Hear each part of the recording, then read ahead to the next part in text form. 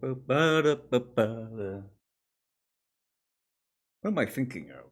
Where's that from? What show is that from? Da da da da da. Now remember, folks, the show is more fun when you're having fun, so be sure to clap and laugh along. Da da da da. Who's that? Does anyone know?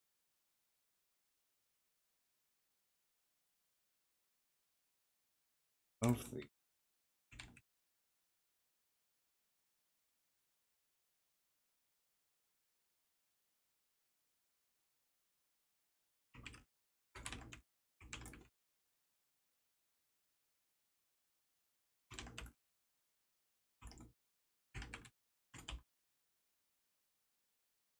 Cool, cool, cool, cool. All right, so I should be audible now. It'd be really embarrassing if I wasn't.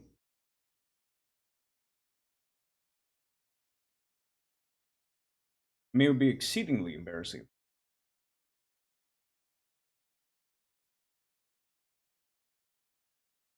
Yeah, we're on. Mana mana. Very nice to see you, Durian.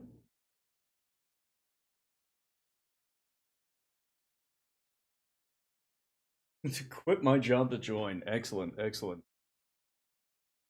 Let's see here.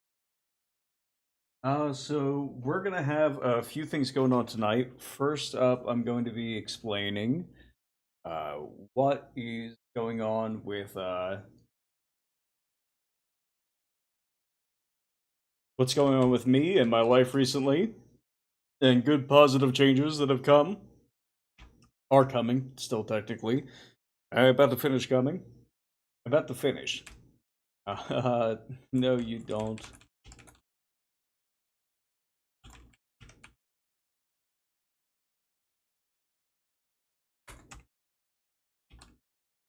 I'm in Discord voice for those of you who want to join in. For those of you who want to hang out,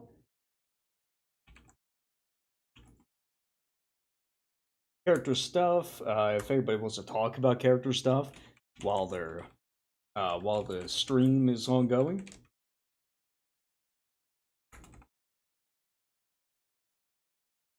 I have a few fun things going on, not limited to, but including the introduction of a new map.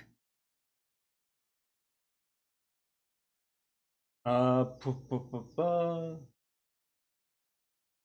person joined already.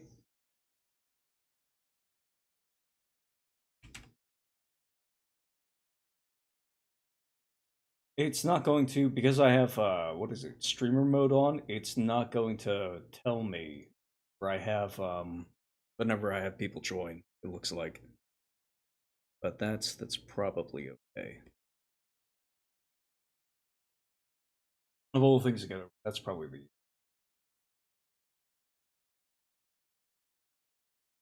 Uh Ooh, all right. It sounds like somebody's talking inside my thing, or it looks like somebody's talking inside my thing. There we go. Okay. Hey, Avalon.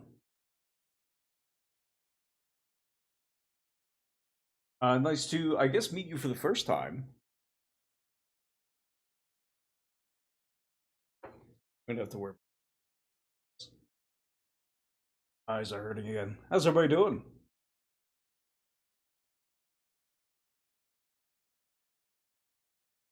Fun, very fun. Let's see here.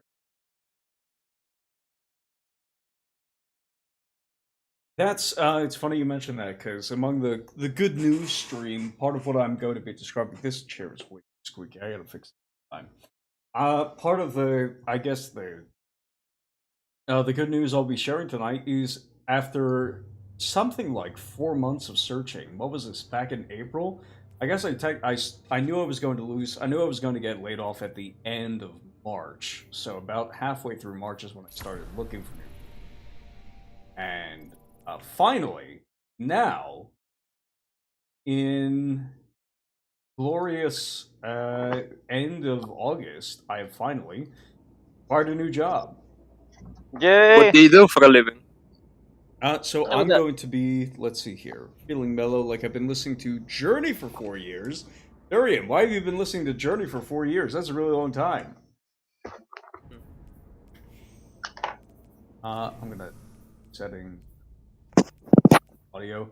Also, if you have, it sounds like some of you guys got background stuff going on in the background. Just switch to push to talk or something like that. I was just fixing my cables. They were wrapped gotcha. around my neck. Let's see here. So yeah, so I finished up looking for a job. I'm now going to be just doing some call sales, inside sales, stuff like that. It's nothing big at all, but it is something that is going exactly hours. It's something that's going to take up my time in most of my evenings. It is remote work, so I'm going to be able to do it whether I'm here or in New Jersey, which is good because I want to see my friends back South Jersey again. I want to see them more regularly. Well, it was really dumb of me to buy a flight pass for the summer and then not go up. Though realistically speaking, I could have far more often than I did. So that was annoying. And yeah. So that's the extra good news. The meeting. Well, go ahead. I was just gonna congratulate you. Oh, good thank for you. the job. Yeah. Yeah. So how do I put this? So what this means for all the stuff that I'm going to be doing from now on is, for one thing, the Chilmus Valley project is going to be moving ahead, forward again. It's going to be making more consistent progress on Chilmus Valley. I'm hoping to, if I don't get enough money to pay anybody else to do it, at its current rate, it's going to be finished. I mean, finished in December.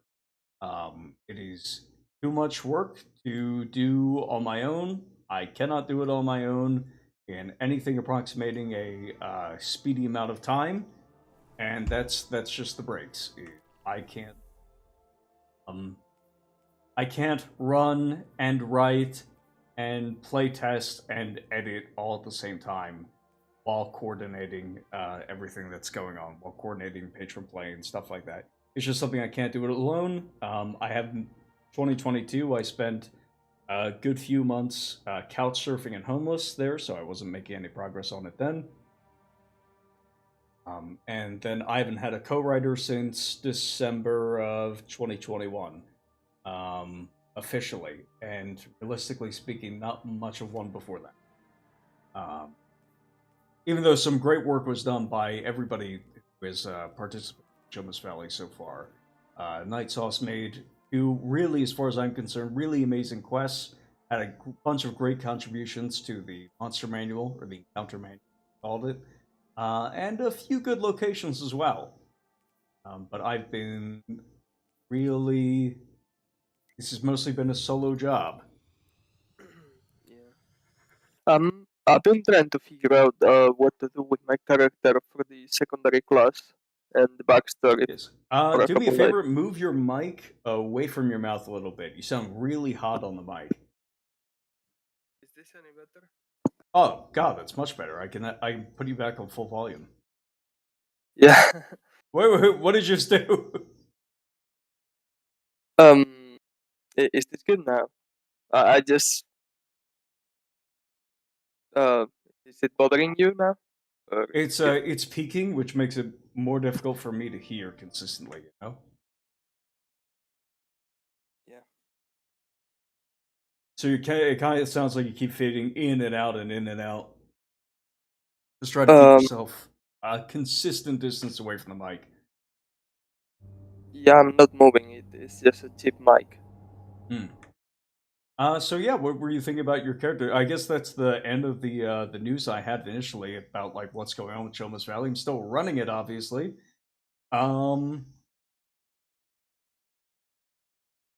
Let's see here. Yeah. So you had a question about the character. Oh yeah, I was trying to figure out a good secondary class for my character. because you said the artificer would be like too labor intensive, and I actually had a question. Does being a prospector, like along with a necromancer, give me any advantages? Like, can I get my zombies mining for me or whatever? You're starting to peak again, and it's making it really difficult to respond. I hate to say that. Hmm.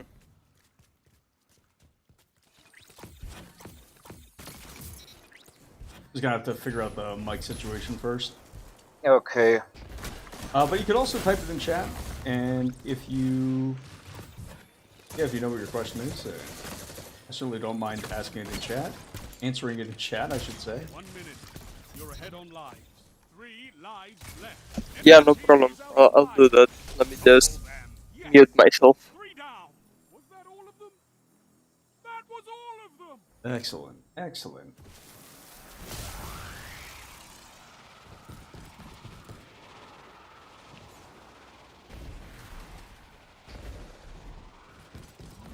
And just let me know what's it's in there.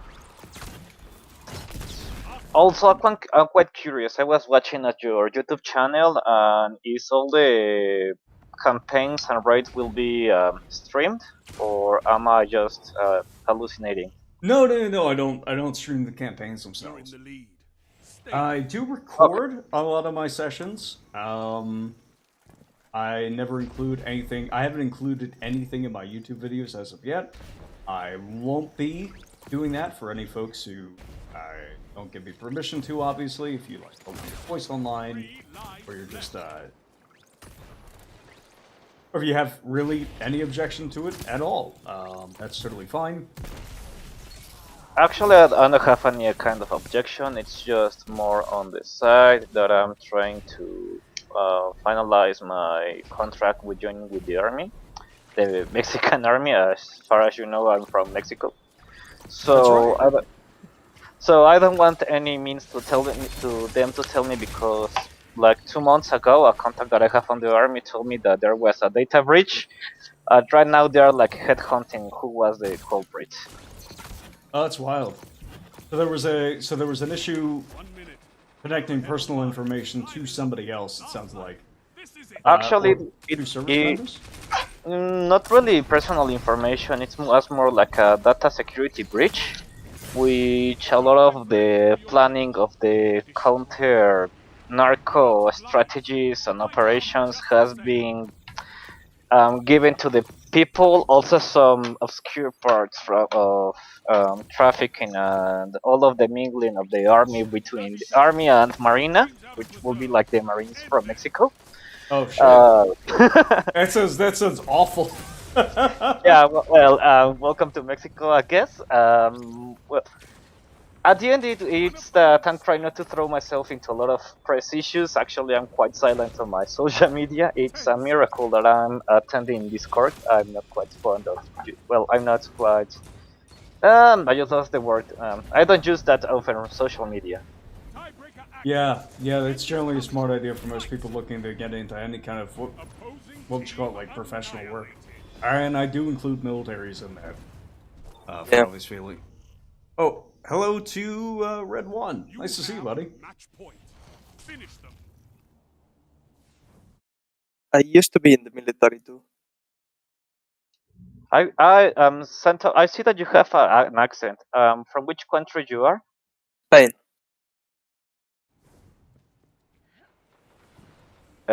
What? Spain. Spain. Oh, Okay. there we habla español. 3 Sí. lives left. But yeah, I used to be in the military too. And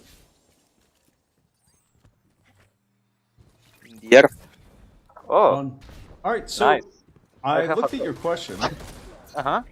I saw that you were thinking of either. It sounded. See, before you clarified, it sounded like you were asking about playing a prospector. But it looks like when you messaged me, you said actually you were thinking of going with the scholar. Yeah, because I ended up deciding 1 minute left. The enemy about is the out of scholar, second the chance. prospector. Don't spend Not my all that style. ammo in one place. Understandable. Though it is annoying because I want more people playing prospectors. I want more dwarf prospectors or gnome prospectors. That's totally acceptable as well. It's just such a fun secondary class to play with. People get in such shenanigans. But no, the scholar is a really good option. I went for skull. Yeah.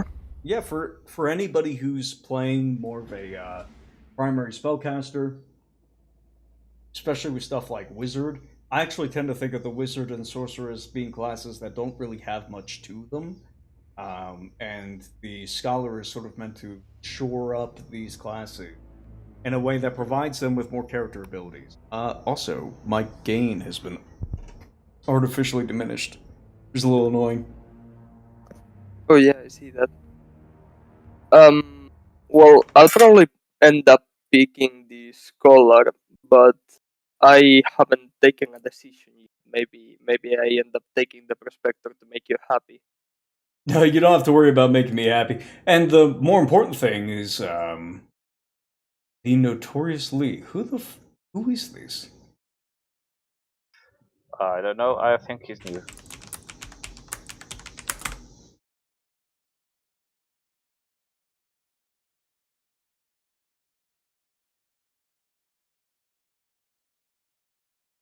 Also, to making a kingdom, we have to get players to become nobles, or what are the rules for making a kingdom? So I told you that I wanted to make like a dragon state.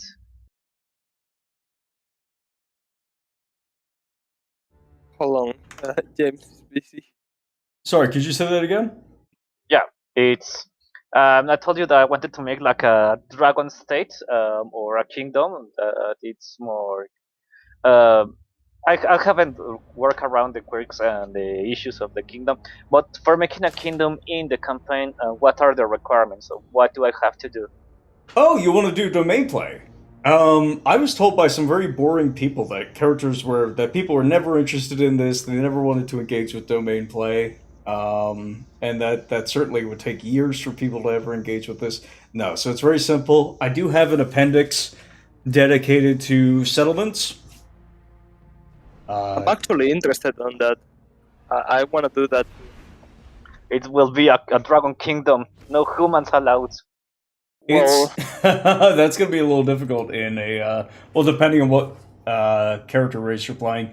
Most of the valley is I'd say probably mostly elves, with a bias towards like humans and hobgoblins, or humans and goblinoids, I should say. Uh-huh. I was thinking, just a disclaimer, I'm not a Nazi, but it's more like my character. It's Yeah, no, you just want to secure the home. Like, no, I get it. You just want to make sure that nobody. Yeah, no, that's fine.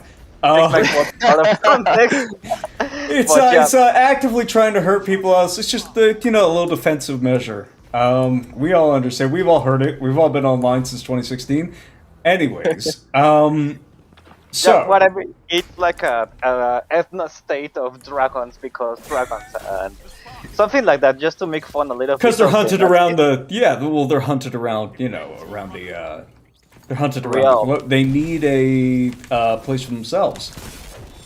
Yeah, that's my main idea. Obviously, it will be more like poking fun to the neo-Nazis on all over the world. Okay. Most likely. Maybe it's just an idea that I'm having. I haven't created yet. But it's something like, we are going to persecute everyone that is not a dragon. You are not a dragon. Off to the pyre or whatever. Right. I was thinking of actually like building a necromancer that defeats all expectations. So, for example, maybe if we do domain play, having like a kingdom full of skulls and all the gory bits and stuff, but then actually being nice and helping people, just defeating. Oh, that's boring. No, I hate people playing against type. That's so boring. Just be evil. Just be evil. It's maybe don't.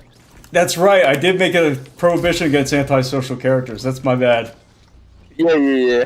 So, how can I make a necromancer that's not evil, but also that doesn't go against type, against character? Like, What should I do? Have any idea?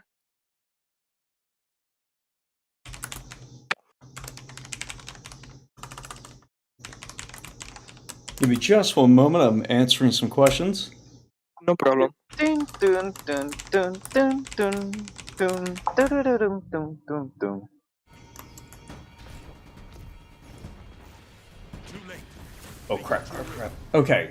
So let me backtrack a little bit, or for a quick second, because I wanted to answer the question about how you actually would go about setting up a kingdom or a domain. Oh yeah. The easy part is it's mostly just expending gold. You start off, it's gold and time. So it's you start off with a hamlet, move on to a village, then I think a town, a city, metropolis, you go up the ranks. And it takes like this kind of geometric curve upwards in terms of expenses in order to actually accomplish it. I could not see that guy all the way over there. Okay, I will have to contract more dragons to be my accountant. Exactly. There are certain ways of diminishing the cost or diminishing the time. A favorite one of players is to take over like a ruin or like an abandoned, maybe a village has been attacked or ransacked, and there's not many people living there now, or they're leaderless. So the players go in and they provide leadership and they provide funds to get people back up on their feet, and they sort of become the de facto leaders as a result. Oh, that makes it easier. Okay, so that makes that easier. Well, I think I will scratch the idea of the dragon state, but maybe dragon rule, maybe like a caste state. I will have to think about it. I want to poke fun of Nazis because, well, in the battalion that I know, there is a bunch of Nazis, and I want to poke fun of them.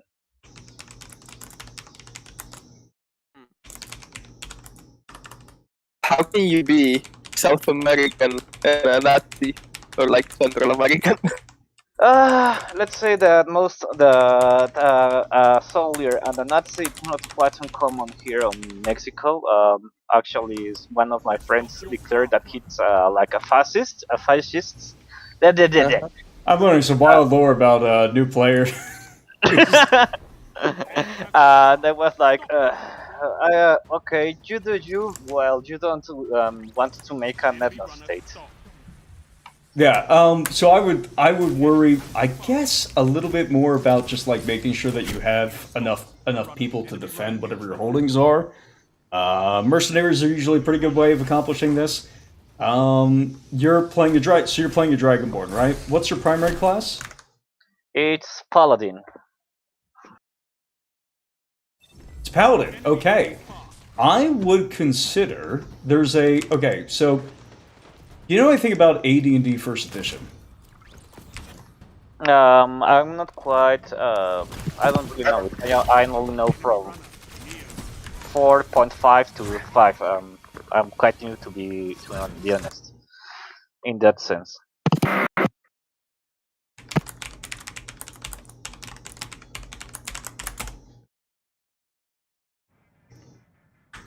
Can't be your best difficulty. Okay, so my recommendation is, or I should back up for a second. There's a rule in First Edition which is very interesting about making dragons submit to you, which mostly involves combat. Dragons in First Edition, some of them can cast spells, not all of them are sentient, but all of them follow the relatively similar procedure for dominating them, for making them submit to you. Okay, since I'm a Dragonborn, I'm not able to kind of diffuse the situation and make them like an ally. Not my friend, not my vassal, just an ally, someone that I can call up on arms, like an oath, like that in that sense. Yeah, you beat the hell out of them, and then they say stop. Yeah, no, that's how it works. With a stick. You want to be my ally? Boom, boom, boom. My ally, boom. They didn't really put much thought into it. Hostias. Yeah. I mean, it could make sense. There's plenty of bros who started out punching each other in the face. Yeah, fair enough. Mm-hmm.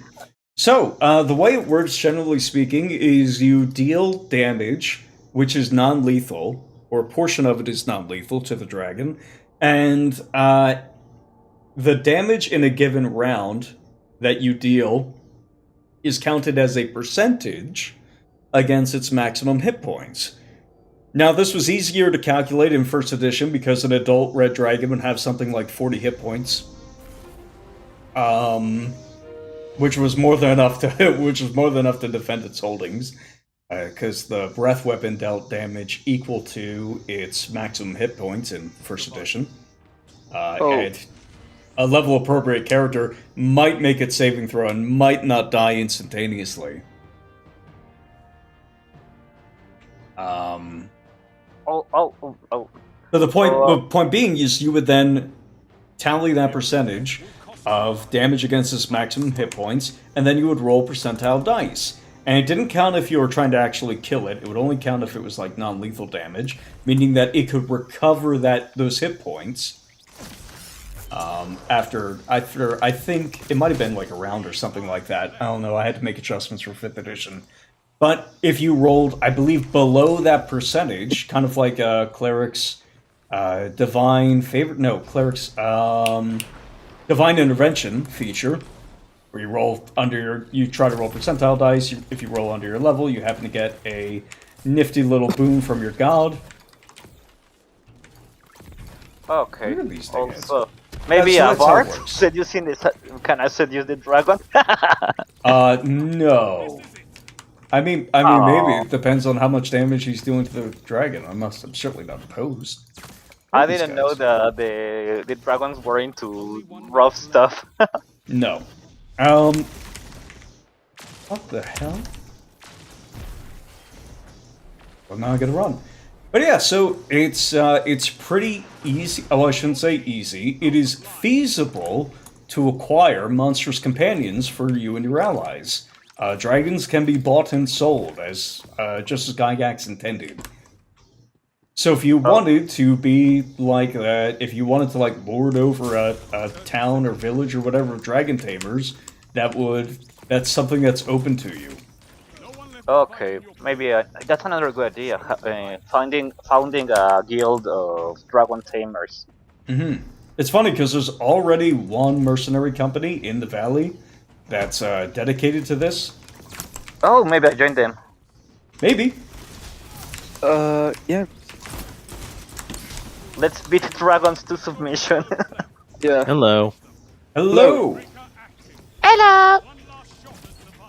Yo, James, let me know when you wanna talk about the character. Sure thing.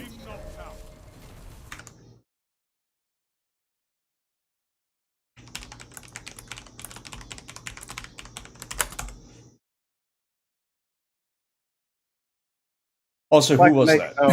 No dragons. No dragons are allowed in certain areas, or like the entirety of Ashmore.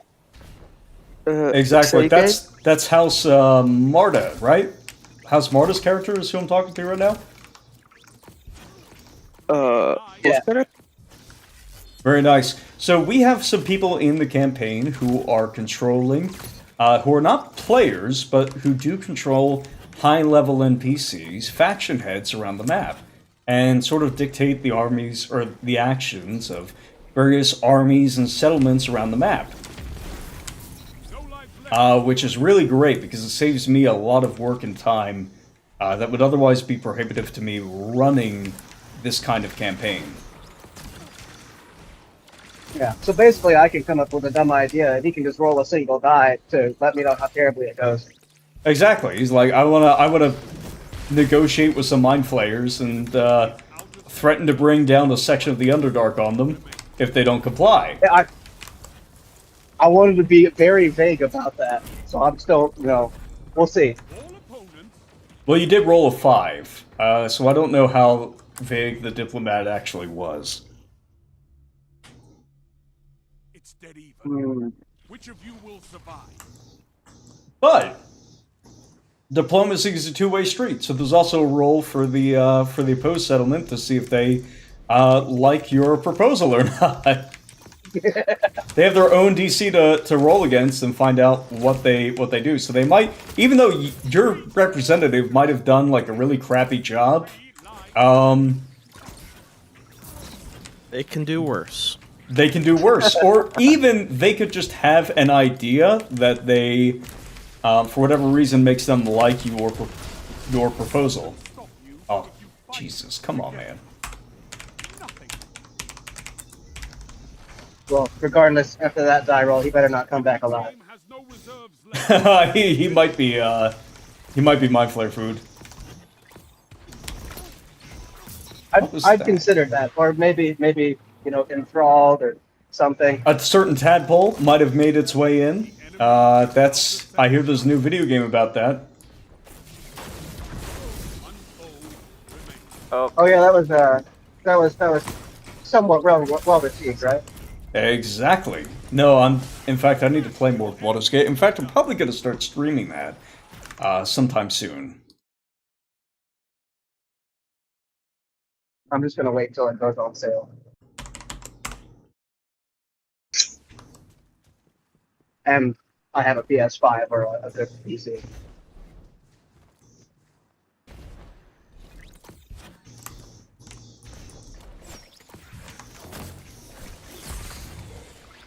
Let's see here. I have somebody being really, really rude and tiresome in DMs right now. I'm trying to figure out what the hell happened exactly. Are there any enemies left on the map for me to deal with right now? I don't think there are. Something happened. Maybe I shouldn't talk about this on stream. Actually, no. This is fine. This is probably gonna be fun, even perhaps. Oh! This is it. Maybe I shouldn't have solo Thunder Crash that guy.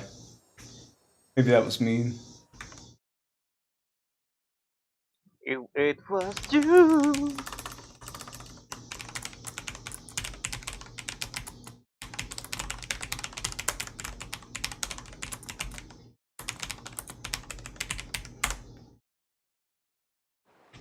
This is, man, this is so entertaining. I feel like I should bring this up on screen.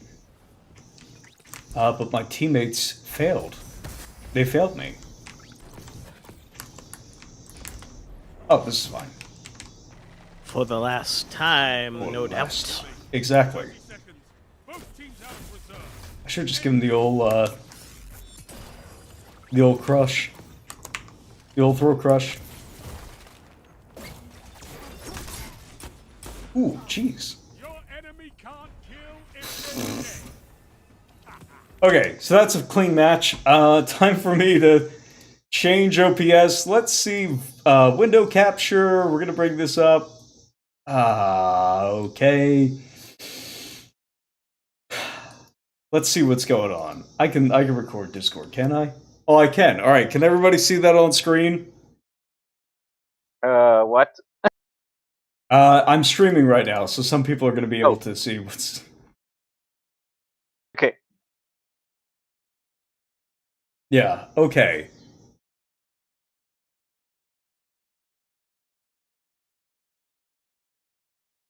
Like a person not okay. So ages ago, I asked somebody, or I saw somebody in a Discord server, and I asked them, "Hey, I noticed that you're running a West Marches. Would you want to? You're just starting up. Would you want to combine servers? Because it seems like you have a lot of DMs, but not as many players, and I have too many players for me to run with at the moment."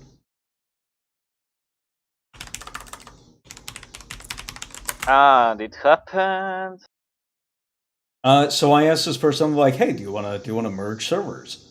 They messaged me. They said, like, "Listen, I've got this structure. Lots of these campaigns, lots of these DMs are already running their own campaigns. They're doing their own thing. I don't really know if I want to. I don't really know if I want to merge. Like, maybe we could see something. See about doing something nice."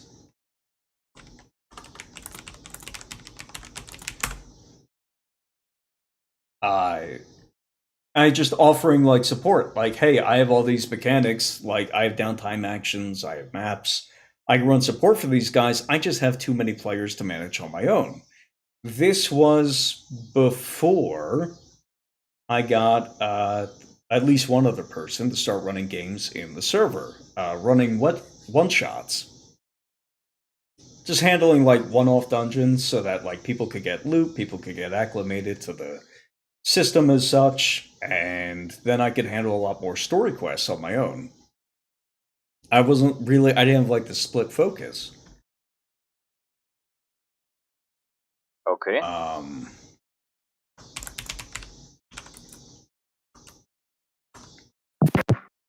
And he just freaked out in the server like a hot minute ago. In the town hall. Yeah, I saw that. What the hell? Okay. The guy who... Let's see here. Somebody said, the Notorious Lee said, I'd much rather hang out in the better server today.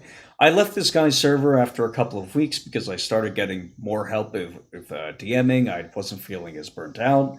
And it sounded like this guy has his own thing going, and I don't want to, like, step on his toes.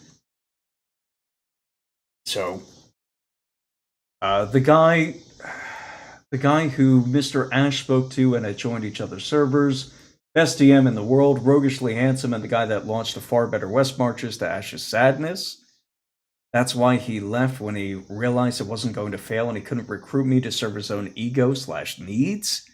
You know, you could have been less transparent. I even gave you weeks to PM me after you left.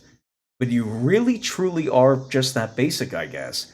Have fun here, at least as much as fun as you could have. So he's just whipping up drama. Got it. Yeah, what the fuck? Yay, drama. I don't know what's going on here.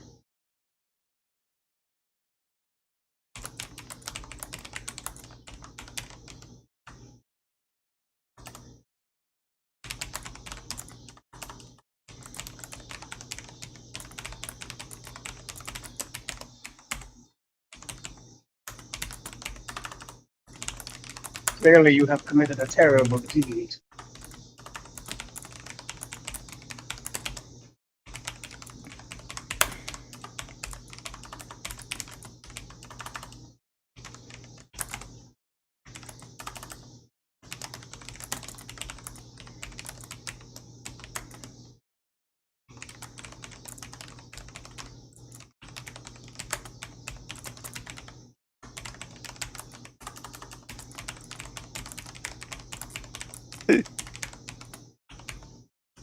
Because I figured it would derail everything if I figured it would derail everything if I just like, okay, now that my game is finally picking up steam again, we're running multiple times per week, I have more DMs that I can take access of, I have more people giving me suggestions on game content, so I'm not handling all of the prep on my own. So even if I am running most of the sessions, I'm still not, it still doesn't feel like the entire burden's on my shoulders. And we got a bunch of really high quality players. I'm not gonna derail this other person's thing. So I'm just gonna leave. So what was the issue basically? Like you made the offer, it didn't get back to you, or I left without messaging him, and this apparently made him freak the fuck out. Ghosting when he wasn't ghosted. That's what's going on. I mean, I feel like he was ghosted, but also I wasn't. I didn't meet you on Grindr, my friend. I feel like that's my prerogative to ghost. In fact, if I had met you on Grindr, it would have been my prerogative to ghost you. Well, I mean, were you even playing in the games or anything like that, or was it basically? No. I messaged him one day and said, "Hey, do you want to chat about this?" Yeah, and so then it went nowhere, and you bowed out. What obligation is there? I'm still trying to figure that out. It's over and done. But I you know don't what see I any think it indication. is? You know what I think it is? All right, I'm gonna look through this message here. The Notoriously said, because I really don't. Let's see here. He said, so I gave you lots of time to message me about it and at least say, sorry, we can't work together. Literally any end to the conversation you started when you thought I might fail with my West marches, which I didn't. It seemed like it was going fine because he got more players, and I said, okay, I'm probably not needed here. So I bounced. I can only imagine he's showing up now because something went wrong with his West marches now. I've got the explanation for that. My response was, have you considered any alternative explanations for what happened? And he said, because I really don't care. Grammatical mistake.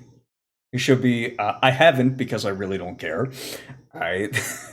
I've seen your stuff and it's not ellipses. For me, let's just say, I happened to have time and was minorly, spelling error again, annoyed by the pain. I figured I had given you long enough to treat me like a person and not a failed acquisition. It's not really important though, so you can move on. I know I have. Here's the thing.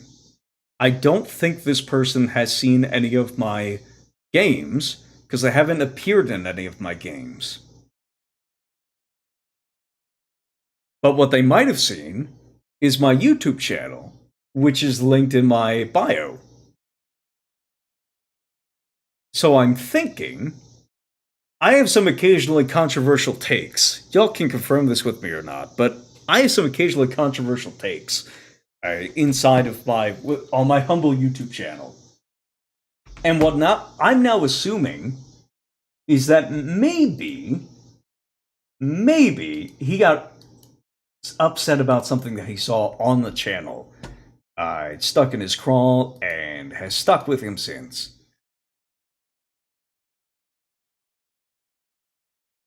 That's my running theory of this at the moment. I don't know what you guys think. It can be anything at this point. I don't know if I think he you're or being she too should know. generous with him. I think It's you're not- being too generous in thinking that he's not. It's best just to leave it be. Yeah. Ignore. Yep, now that I've had my fun. Swipe to the right. No, if you swipe right, that's Or it was left. Yeah, something Yeah, you something swipe- dating apps. yeah, you swipe left on them for the dating apps. I'm gonna go through some comments here. Let's see here. Oh, nice rally all the same. Okay, I actually am caught up. Alright, Santo, you asked a question about how to play a Necromancer, not against type, which I wasn't. I'm actually okay with you playing a Necromancer against type. Even though I typically hate characters like that. The reason is... Ooh, give me just a second. Capture method. Cool. So the reason being...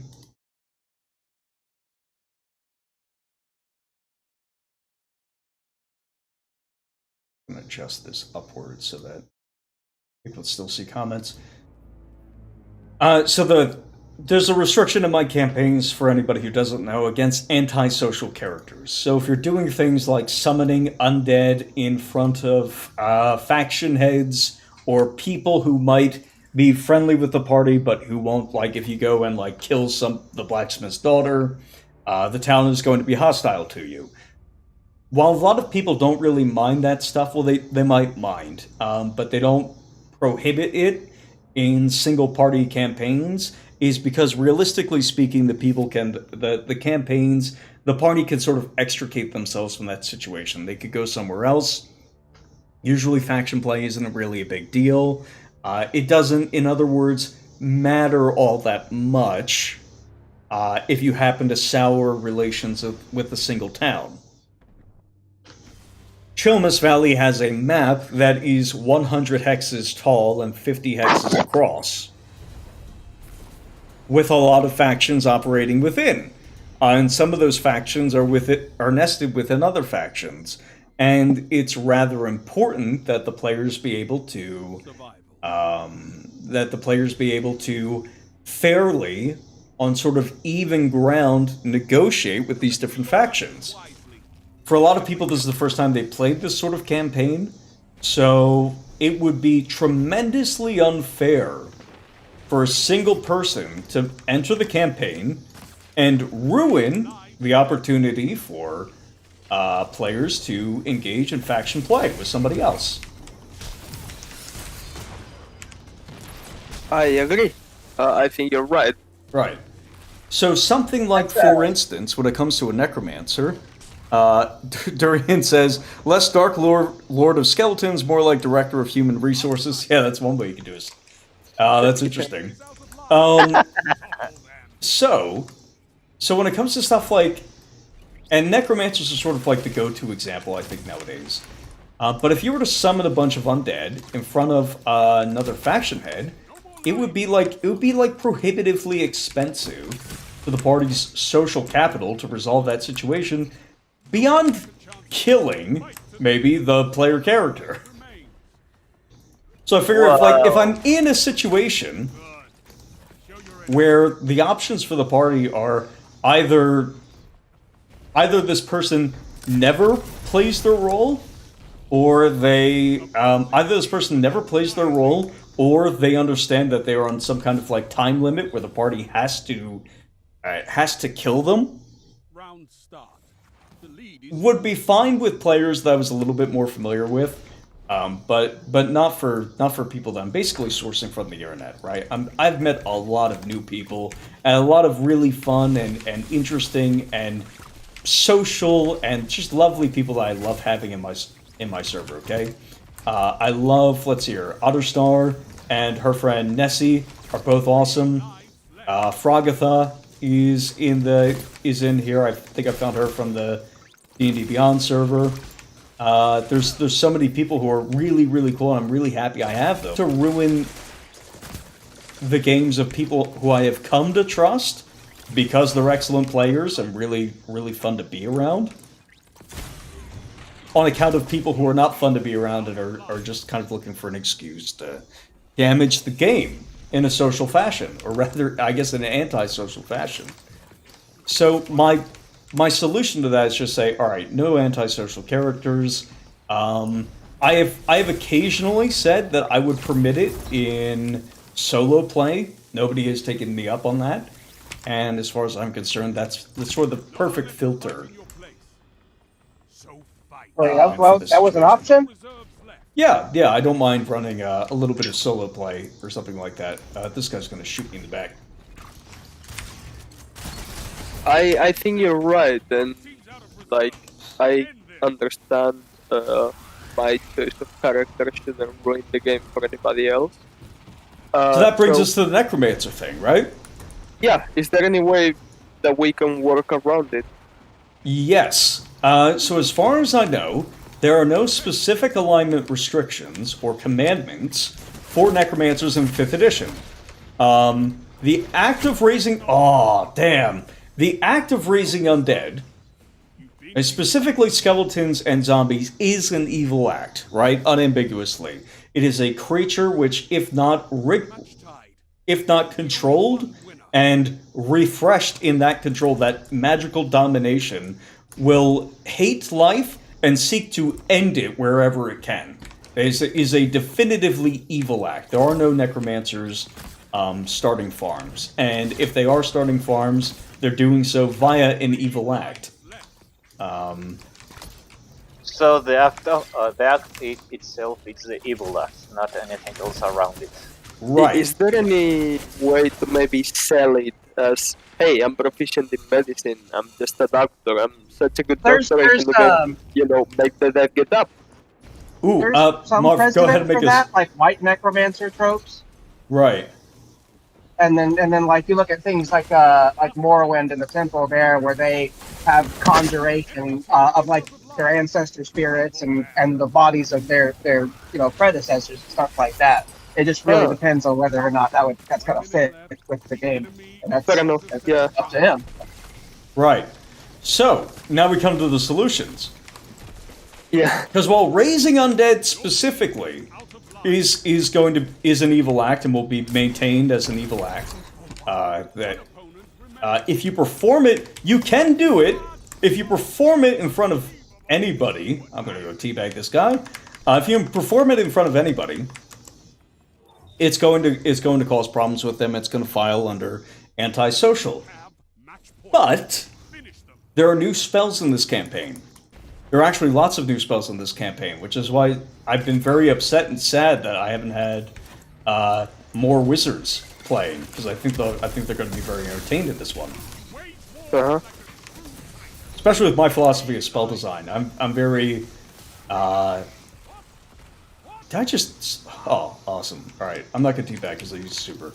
But yeah, so there's things like, for instance, I would say that controlling undead, while summoning undead is definitely evil, definitively evil. I would say that the act of taking control of undead that already exist, for the sake of, let's say, pest control, you could theme it as, would be at worst neutral. I can't believe I just got by that. That's awful. Yeah, but No lives left for your enemy. so that's one there's example. absolutely no way of raising undead in front of anybody that's not on my team, right? Okay, so when we say undead, I specifically mean like skeletons, zombies, ghouls, evil undead creatures, which again, if given free reign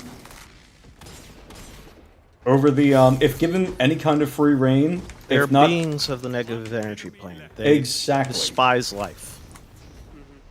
they will kill Well- if not actively controlled and prevented against it.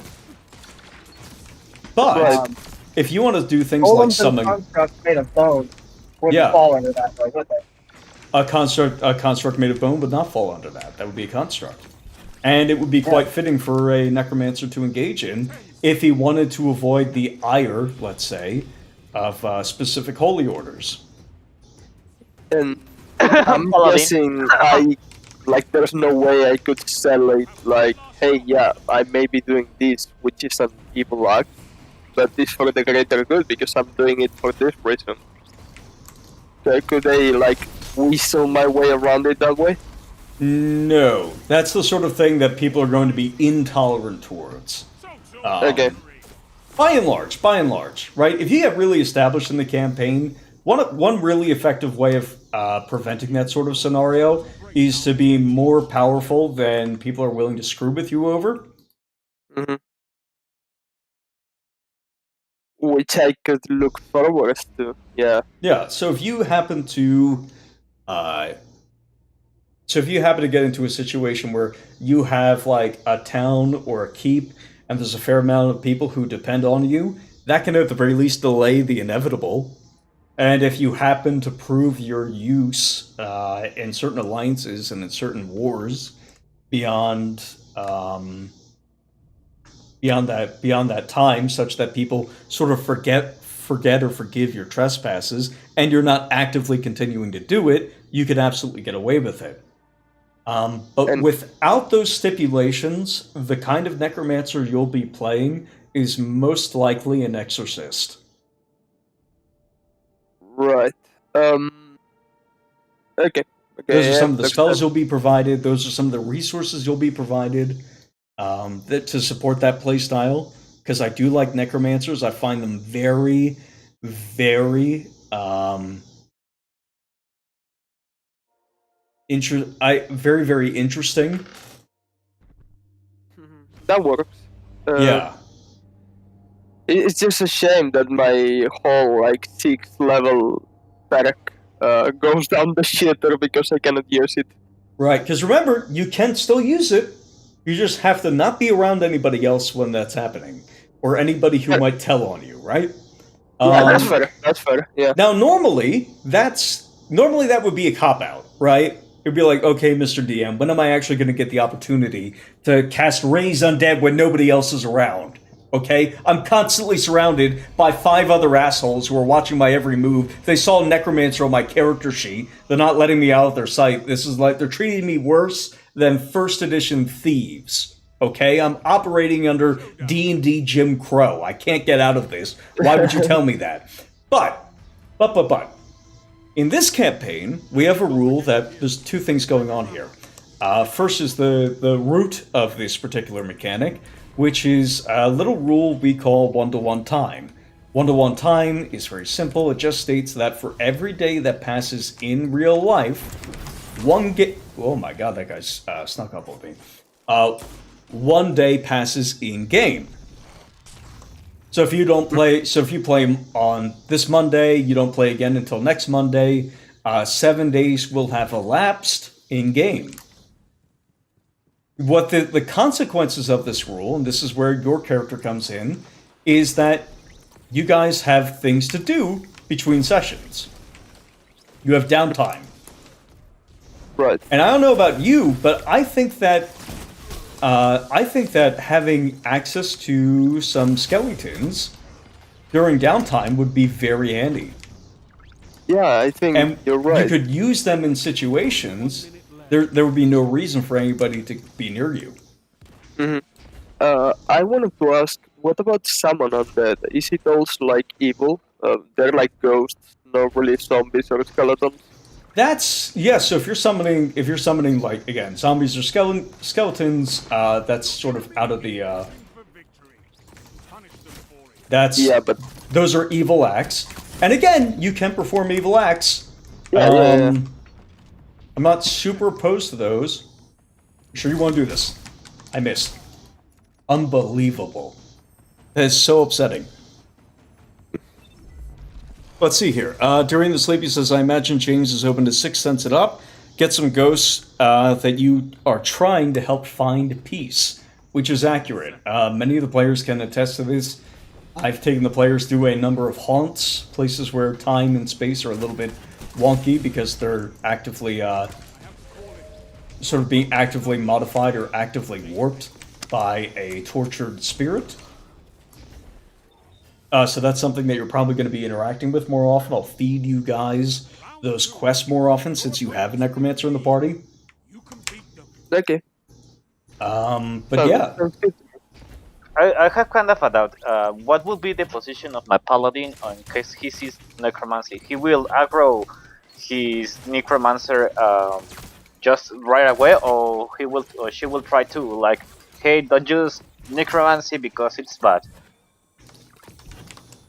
yeah. So what? I should start off with what oath are you playing? That'll help me. That'll help me settle the answer to this. It's not gonna. It's not gonna change the answer much, but it is gonna give me a little bit of added context. That's probably handy. I can't remember. I'm doing something else. Give me a second to find the oath. I don't know, Hoisting. How would you resolve that? Or Marv? Well, I mean, it's what will be the role-playing appropriate Resolve a stance. player using out-of-character knowledge to harass another player for the fact that they're playing an evil character. No. If he performs an act of necromancy, and by necromancy, I assume he means specifically the act of raising evil undead, right? Yeah, raising the dead. Skeleton, zombie, whatever, ghouls. Well, I mean, the main thing is you can't be in a party with anyone who has an alignment that makes it impossible for them to do it Or and be okay with it. Like, anyone who has a code of honor Okay. that would prohibit it is going to be an issue. okay. Beyond that, I actually, can't really see much of an issue. Sounds like fight on site, but Right. I'm assuming it's kind of like thieves versus paladins in ye old days. Uh, Yeah, I would think so. Or maybe as long as they have traveled together, maybe the paladin may not resist. I'm looking for the word. Penance or indulgences. That's an interesting idea. Yeah, like okay, it's bad, but I tolerate it because it's being used for the good, but still it's a bad Oh, action. no, not Unless that. she'll smack your skull. Yeah, so that would be out of the question for like, oh, well, it's a greater good, so therefore it's not evil, or therefore it's fine. What the? I was thinking, maybe if this is too much of a headache, I can make something else. Well, you're going to be playing probably more than one character anyways. Okay, I Um, found the oath. It's the oath of devotion.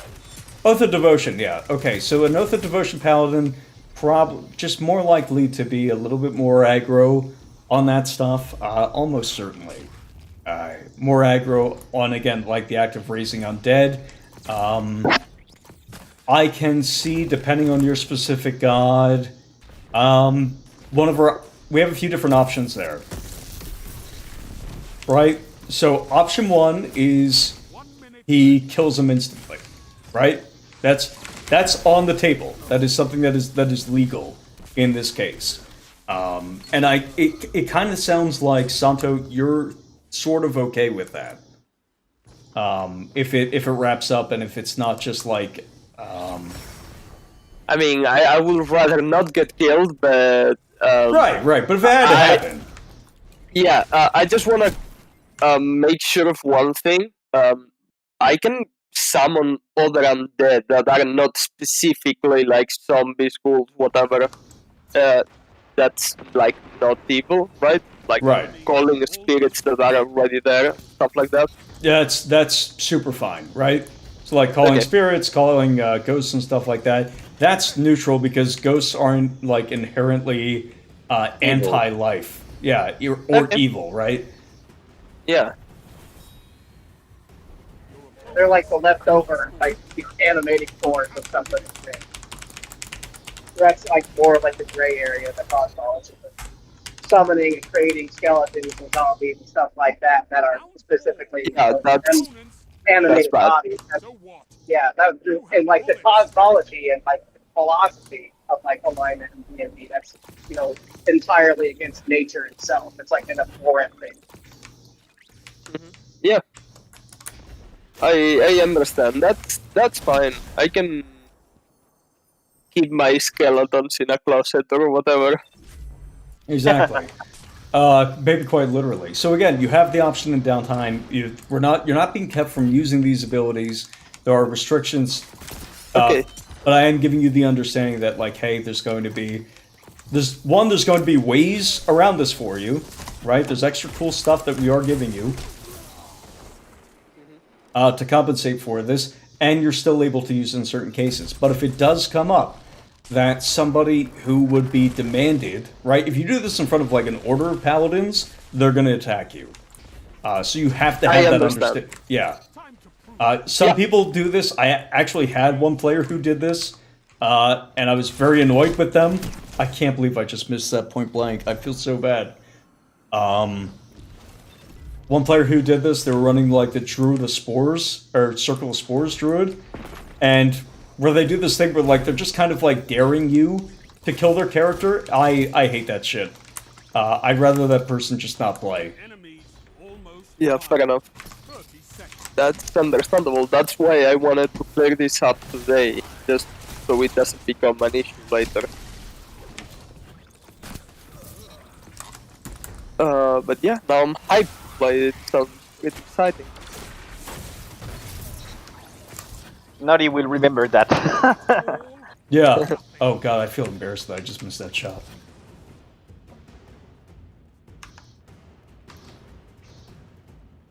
Overtime. They're still fighting to be. All right. Oh no!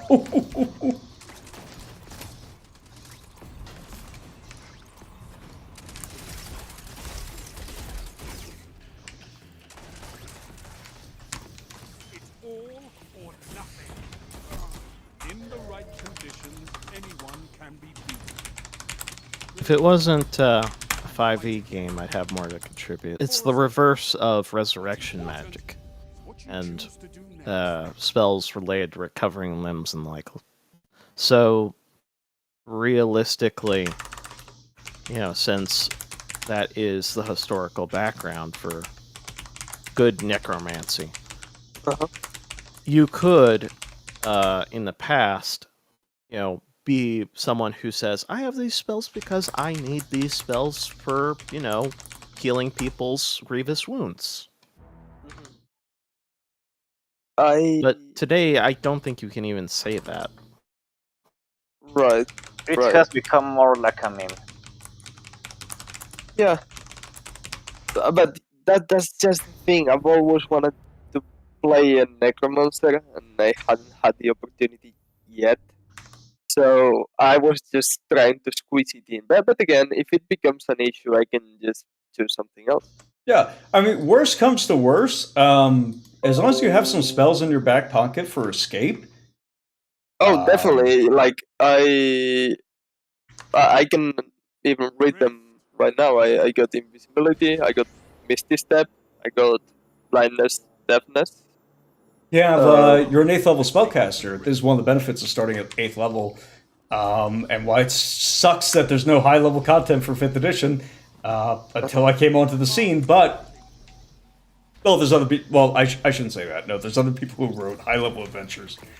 Nothing like this specifically, though. But no. So if you have like Dimension Door or something like that, if you were to if you did get into a scenario like this, right? Your options. Crap. How do I format this? All right. This comes down to this. This issue with structuring my conversations is like the big issue for any kind of complexity. But I think I have a solution. So.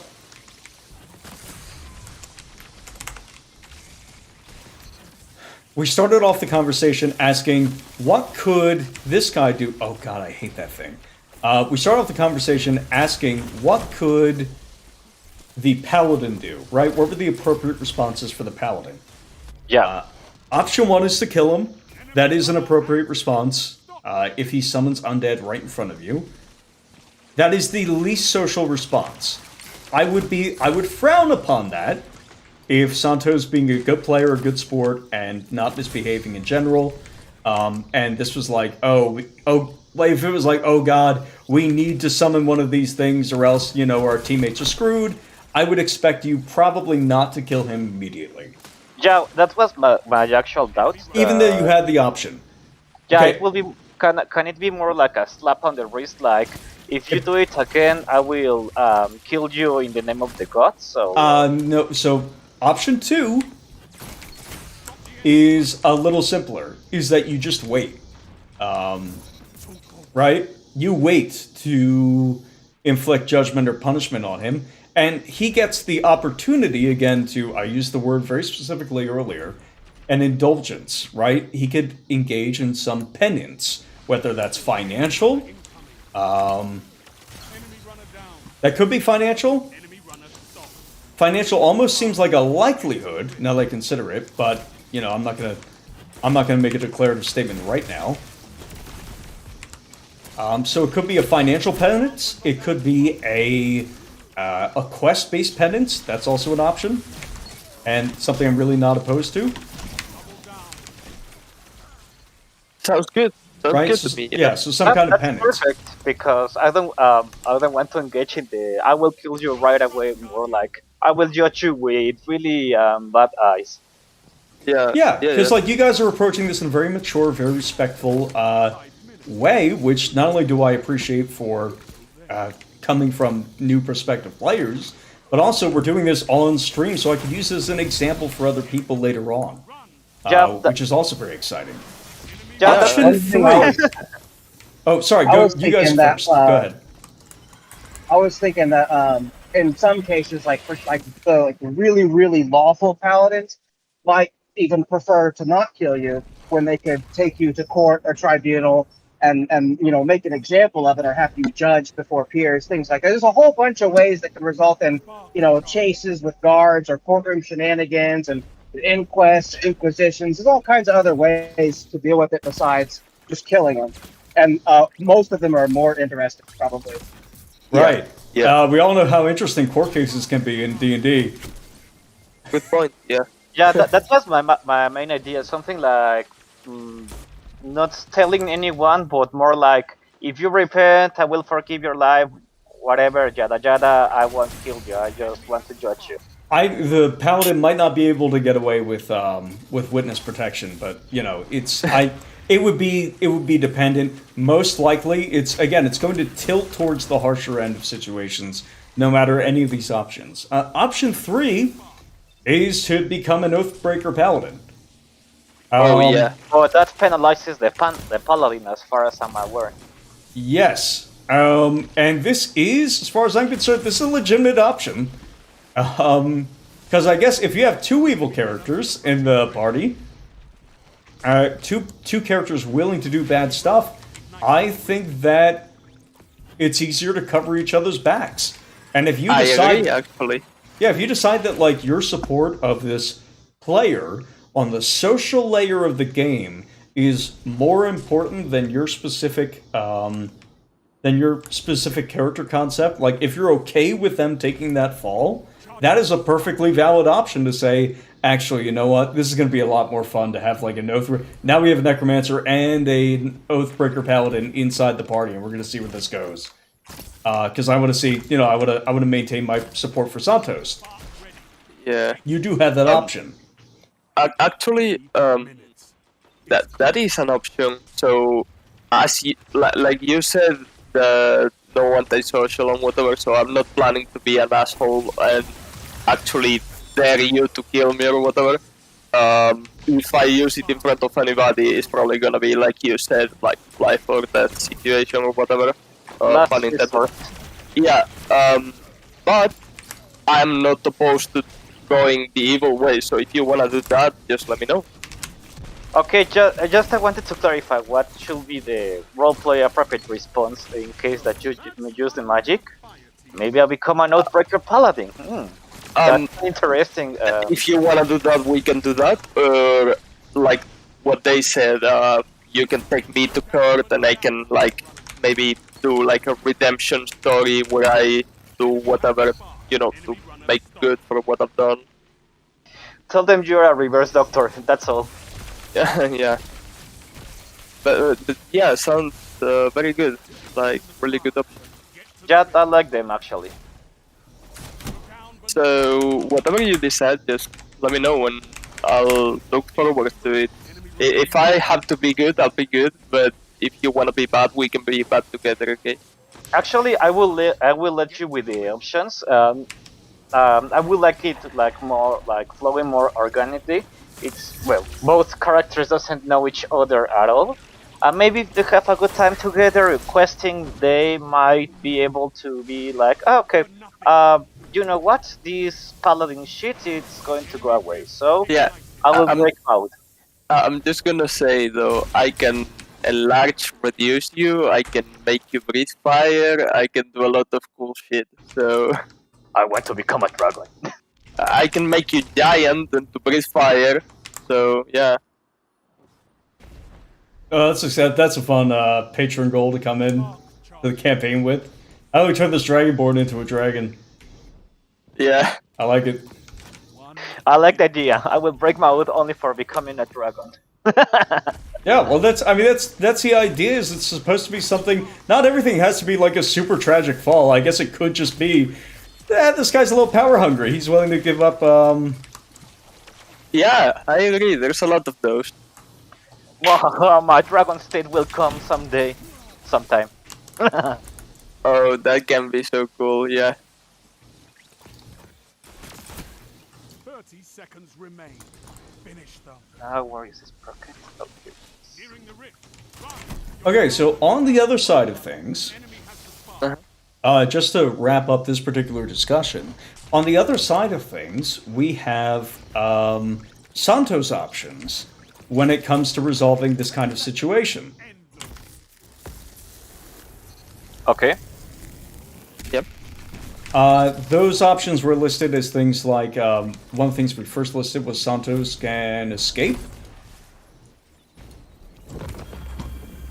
Which is a perfectly valid option. Like, let's say that you do get taken to a courthouse or something like that. You could be given the opportunity to escape.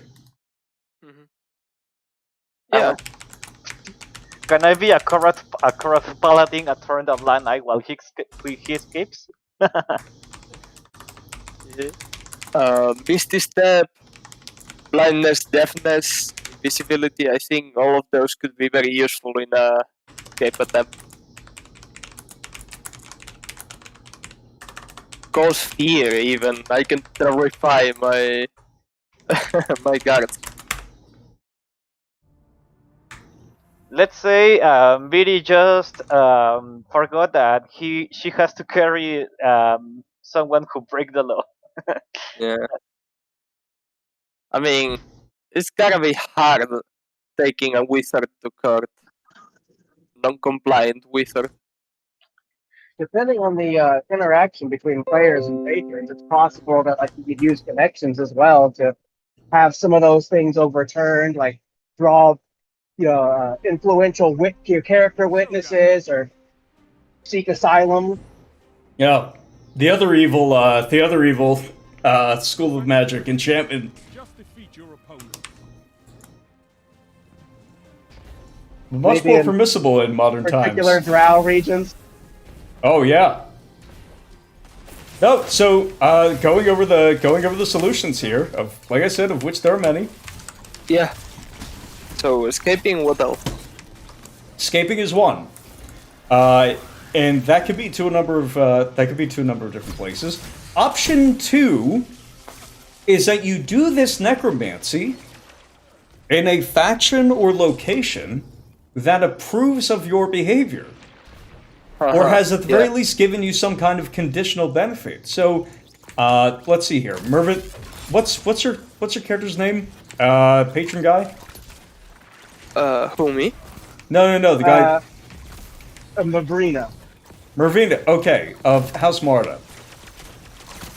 House Marta, this is one of the patrons of, who's currently running a drow enclave in the northern third of the map. Oh no!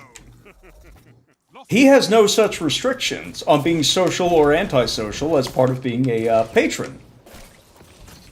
So if he wants a necromancer in his keep or in his army, in his forces, I have no right, as far as I'm concerned, to tell him no. Right. And I would get a letter. Yeah, so it might be that, like, you just have to do necromancy in specific places, right? Yeah. I mean, I never expected to be able to do it wherever I wanted, so yeah, I can work with that. That's awesome. And again, I do appreciate that kind of maturity, because a lot of people come into it with the expectation that I should be able to, not necessarily that I should be able to get away with just dropping, a bunch of undead in the middle of a city, but specifically that they expect to get away with it. Again, it's that dare of what are the odds that this guy is actually going to just kill my character in front of me for engaging in a little bit of necromancy, just a little bit of a... Yeah. It's evil by its means. Yeah. But yeah, I think Basically, that's the fair. TLDR of the conversation is don't be chaotic, stupid, and commit the crime right in front of everyone's faces. Yeah. Yeah. And No, if you that's have excellent. to resort to it, you're going to have to deal with the penalty. Yeah, Yeah, and you with can the do whatever consequences. evil Yeah. stuff you want, as long as it's in a place where nobody cares. Well, even then, that's not strictly true, because I did specify in the character creation, everybody has to agree to this when they're making characters, is that I don't tolerate antisocial characters, right? And it's not the same as, like, no evil characters, but there's a hefty bit of overlap. I guess lawful stupid paladins are also sort of banned by this rule. Ah, yeah. Right. Yeah. One Or thing somebody is- was like, what was it? Not cause wounds. Inflict wounds is on the necromancy spell list. So I'm going to kill your cleric because you're a lawful good cleric because I saw you use that. That would also file be- under antisocial. Yeah, Okay. one thing it's being in character and saying, okay, you are doing necromancy, we deal with this. And one thing it's, oh, you hurt a bunny, I will kill you just for that. It's Yeah. Yeah. Okay, I completely understand. I think you made a great job at explaining it, actually. Well, no problem on my end. I'm just thinking how I'm gonna flavor it, like how I'm gonna make him not a bad guy. but a necromancer, which, okay, also I'm thinking how does my paladin is going to react. Oh, I think we added that earlier, or we sort of went over that earlier. I'm going to let Oh, you the finish your thought in just a exorcist you moment. said? The Exorcist. Okay? Yeah. A necromancer, somebody who, again, necromancer not in the sense of, there's a divergence in 5th edition between the school of necromancy and wizards who study it, and the art of raising undead from the raising undead from the dead, specifically. Right? There's a difference between these two things. So somebody who is simply knowledgeable of death and undeath, and again acts in like more of a defensive capacity, for the sake of protecting people from haunts, protecting people from evil spirits that happen to be dead. This is well within the paladin's oaths. So sorry, I'll let you go back to what you were saying. Then I have another thought. Okay. Yeah, I was on the same page that it's not.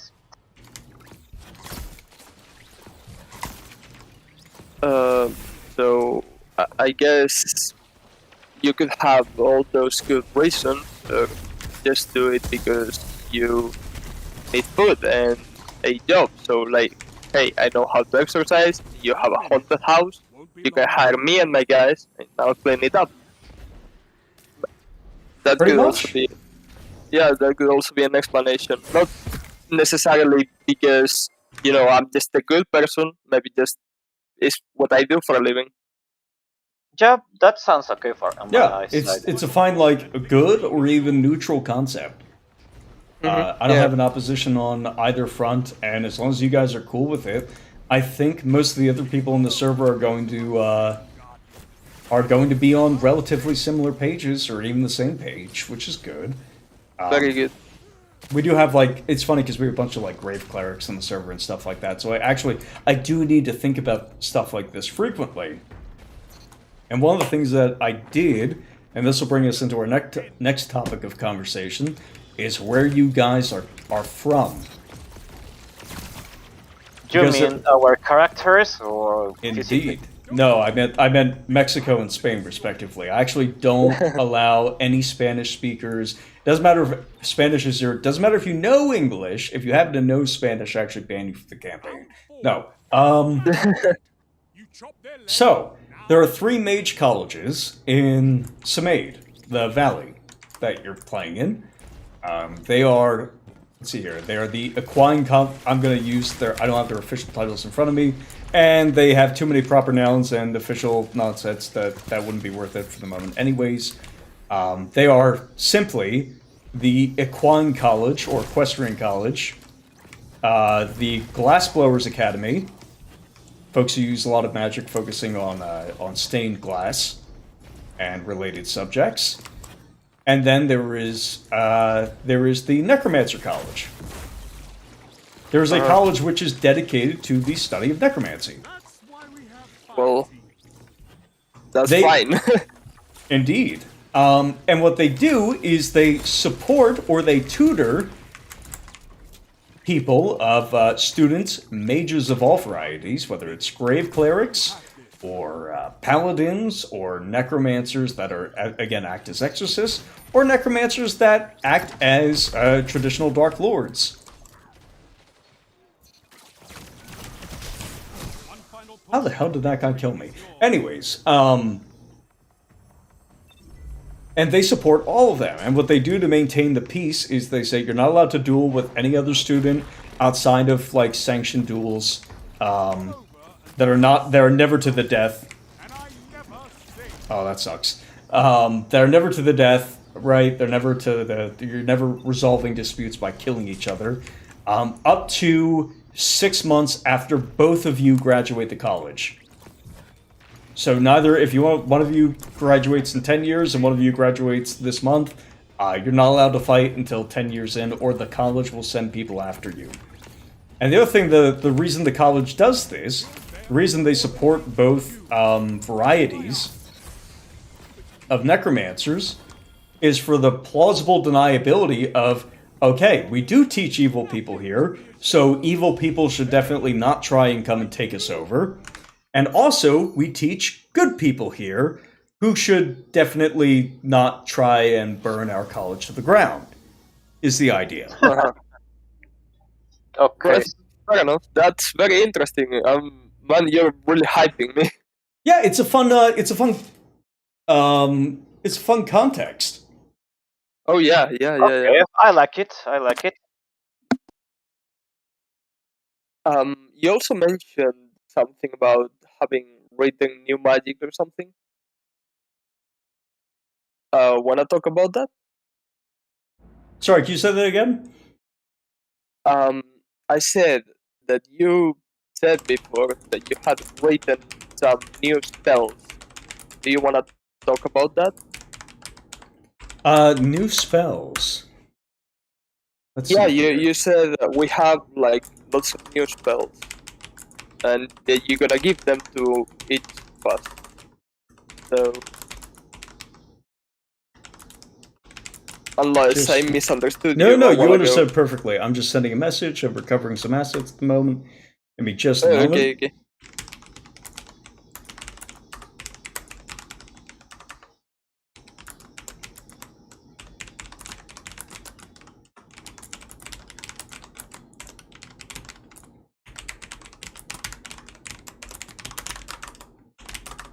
Ba, ba, ba, ba.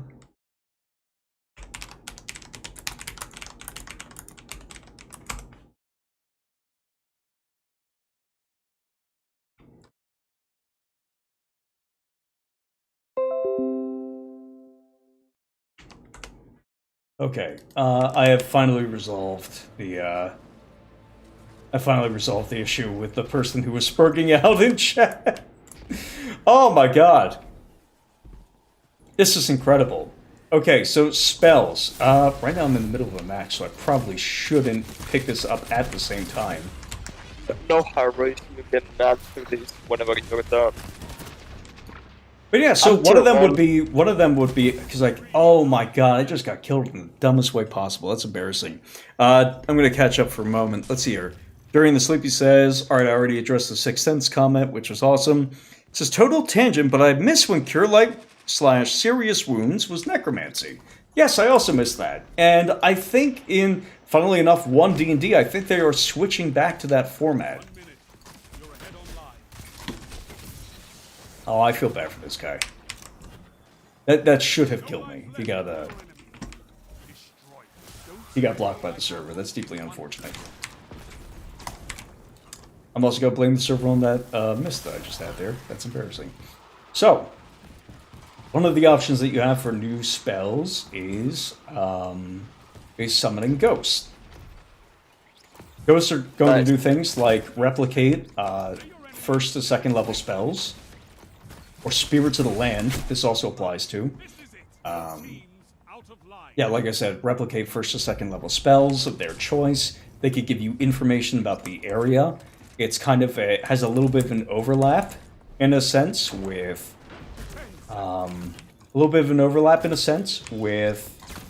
certain divination spells. The idea that, like, Speak with Dead is kind of simultaneously divination and necromancy.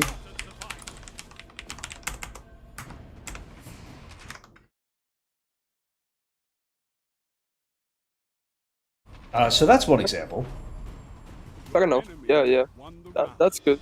And you said you're gonna give them to us without us having to pick them, right? The enemy leads. When you say having to pick them, what do you mean? Crush them. If I understood you correctly, you're gonna fill in some more of your own spells into the ones that we chose, no? Yeah, so when they replicate a spell effect, it's going to be in the pursuit of some goal that perhaps they're uniquely suited to and that you would not be suited to. But it's not going to be like you picking a spell list for this creature. It's going to be more like I look at a spell list because I need access to either I need access to something or you need some access to something in the game, right? Or you need to stop something from happening, and the character is going to, or the ghost is going to use either the spell or a reversal of the spell to produce a specific narrative effect. No more lives on your side. Okay. So one example might be Entangle, to like stop somebody from getting away. Like you've given the ghost of attempting to catch their captor, and instead of doing that, or instead of And they would like maybe cast an entangle spell. That would be something that they had the option of doing, or like an ensnaring strike. Oh, that's embarrassing. So that would be one example.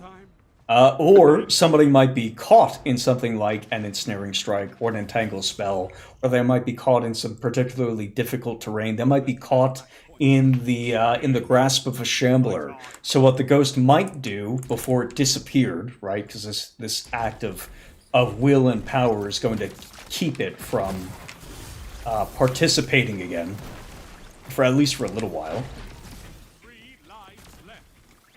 Is they might cast a reversal of the entangle spell. And again, it's designed to be more of like a narrative effect, kind of like how divination spells, they give you a oh, come on, buddy, come on down. Oh, crap. They give you a description of things that are happening. We're just taking the same approach when it comes to mechanics. So that's my guideline of replicates a first or second level spell. Okay. That wasn't even supposed to hit, but it did. We gonna go over the character sheets before we begin, right? Just to make sure I got everything right. Out of line. Sorry, say again? I asked if we were gonna go over the character sheet before we begin playing, just to make sure everything is okay. That's acceptable. This match is about to end in a second because my teammates are dog water. Again, why is this guy desperately trying to walk into me? He's trying to kiss. You should stop. You've got 30 seconds. No reason for this. It's all up to you now. This is your turn. He wants to smooch. He really does. He's insisting on it. Give him a smooch back. Maybe he's starving on I'm not love. gonna give him a smooch. I'm not gonna. He doesn't deserve that smooch. Aww. Please. Absolutely not. Make it for the love of I God. still can't get over Make this it- message. But as I've given you every opportunity to speak your piece, and I've spoken mine, I will be brutally honest. Your ideas are generic. Your delivery is boring. I'm fairly certain you've stolen much of what you do have from You're breaking others. down. What's up? Nothing. It was breaking down. I didn't know Oh. what I will find out. Well, I'm gonna head off. Have a good one, guys. Peace, Oystein. You You too. too. I will be brutally honest. Your ideas are generic. Your delivery is boring. In fact, I'm fairly certain you've stolen much of what you do have from others who ran for you in the past. And since it's not good at all, I feel even worse for you that you need to resort to stealing it. You said you would do several things that you didn't. You straight up lied to me several times and thought I'd stay in your server. And what? Just let it go, man. It's not so worth. God. I don't know how to. It's not that I'm not letting it go. Is that it's amusing to me in a sense. I told you, Fair he needs a smooch. It's very funny. Anyways, okay, time to pull up the CMV magic page. First one to forget is the first one to heal. Oh, you see? Okay, so can you link me if you could link me your page, that would be fantastic. Your Oh yeah, character sheet. if you wanna do it right now, sure, yeah. I figure we might as well. I'm bouncing Yeah, out no, of Destiny for a no hot problem. second. Check this out. Hold on. We're gonna switch this to Right here. Firefox. I pinged you there. That's what I have so far. Okay.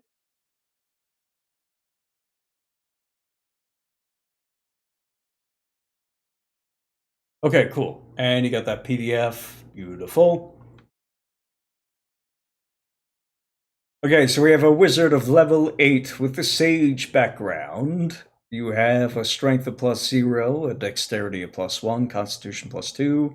You have a 20 in your intelligence for +5. You're +4 cutting for up. wisdom. What? You're cutting up. Could you say that again? Am I cutting out for anybody else? For me also. Okay. We're gonna let it. How about now? Because I'm not. That's better. Okay. Yeah, it works. I will let you know if it happens again. Okay. Yeah, please do. Because I don't know why that's going on. But yeah. So you've got good wisdom as well, which is interesting. It happened again. Broke. What the heck? Yep. It's been like Hello. this for a while, but I thought it was just me. Oh, I think it was mine also. I'm gonna refresh Discord and we're gonna see if that does anything. It happened. And the reason we're gonna refresh Discord is so I can listen to this, and we're gonna see if I'm cutting out on the other end. Okay. Okay. I have an idea. Let's make a necromancer kingdom like the College of Necromancy. Yeah. So we kingdom which it's like the yin yang. One side it's bad, one side it's evil, one side it's all goodwill. Oh man, but listen, if you were willing to be an oathbreaker, let me tell you, I could boost you. I could give you undead legions. I could make you giant and spit fire and whatever you want. It can be very cool. You're tempting me to break my oath only for becoming a dragon. No, not only for becoming a dragon. Think about all the mummies and the undead creatures doing your bidding. Like, we could make a really cool partnership. You're the muscle, I'm the brains. Listen, I have intelligence 20, wisdom 19. I'm smart. Okay. I will. I think I will. I think I will break my oath only for making my kingdom of dragons. Only for that. Mwahaha, most. What about undead dragons? All right, I am back. We're gonna go through this character sheet. I looked, or I listened on the, I listened on the stream. It didn't seem like I was breaking up there, so it could just be an issue with being across time zones right now. Maybe. All right, so for level 4, you see, you have Phantasmal Killer and Sickening Radiance. Sickening Radiance is a pretty handy spell. I don't know how good Phantasmal Killer is at the moment. I have redone certain spells and put them into the Chilmus Valley magic document. I'll take it out. I Phantasmal? I redid Enthrall, for instance. Phantasmal Killer, by the way, as far as I know, is a save or suck wisdom, wisdom save or suck spell, and it's very good to deal high amounts of damage over time. So basically, I could get like one big creature that's not, that doesn't have very high wisdom, that's Mhm. kind of dumb, and just pin it somewhere, dealing a lot of damage to it. Sickening Radiance for area of effect, I guess, and Phantasmal Killer for single dumb target.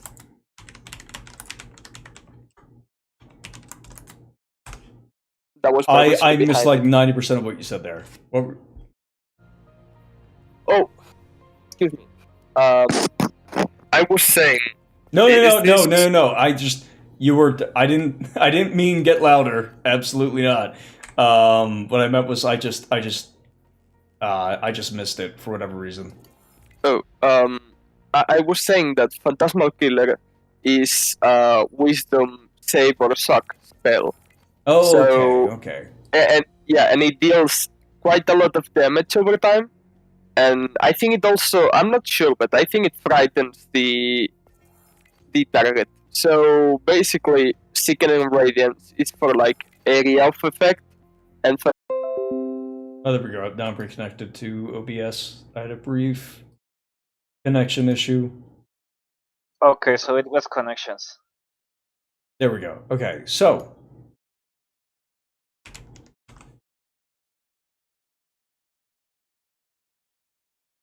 I'm looking at some of the spells here. What are some things that you're gonna like? Oh yeah, definitely. Um, Let's see. Second Servitude is a fun one. Second Servitude is a third level spell. It requires a diamond worth 150 gold pieces. It's one action, range of touch, duration for a minute. Let's see here. Touch a creature who has been dead for no longer than 1 minute. If the creature is willing to return to life, roll on the familiar chart below. The creature becomes a familiar in your service as per the Find Familiar spell, transforming into the selected form across 1 minute. The spell fails if this process is interrupted by damage or otherwise significant trauma. If you choose the creature's new form, it must be a beast, fey, plant, or construct. If the creature was an aberration, celestial, dragon, elemental, ooze, or monstrosity, or undead, you can instead choose a creature of that type for its new form. The GM may rule out a creature if it too closely resembles a humanoid.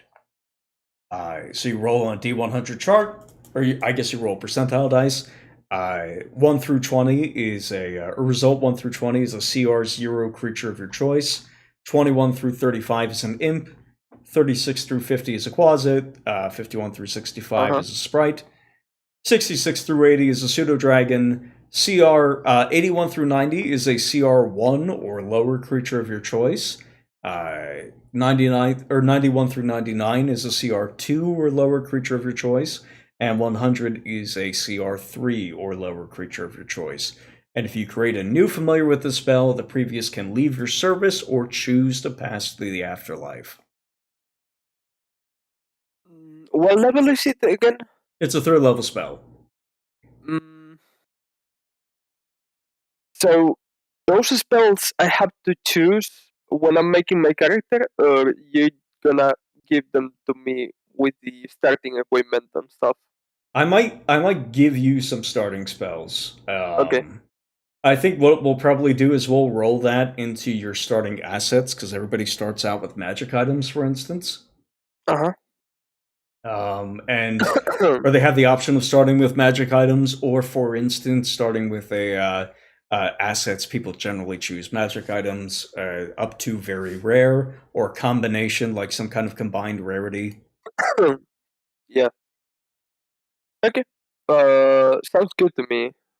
I'm gonna read through the spells and see what you have done. Cool. Because I will send you the document in not too long. Though I do need to change some things around, mostly around formatting, so it can be read. Because I am adding new spells to this frequently. That's good. That's good. I'm willing to take a look at it. I think it's pretty cool what you're doing. Yeah, thank you, by the way. Let's see here. So neither of you have requested magic items, to my knowledge, Not so yet. far.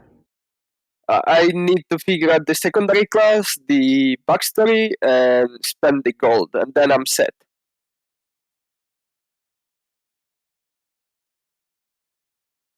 Quick question about the newer spells.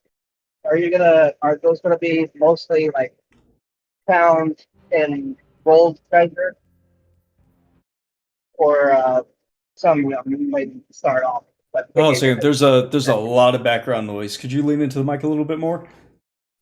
yeah, sorry. Can you hear me better now? A little bit.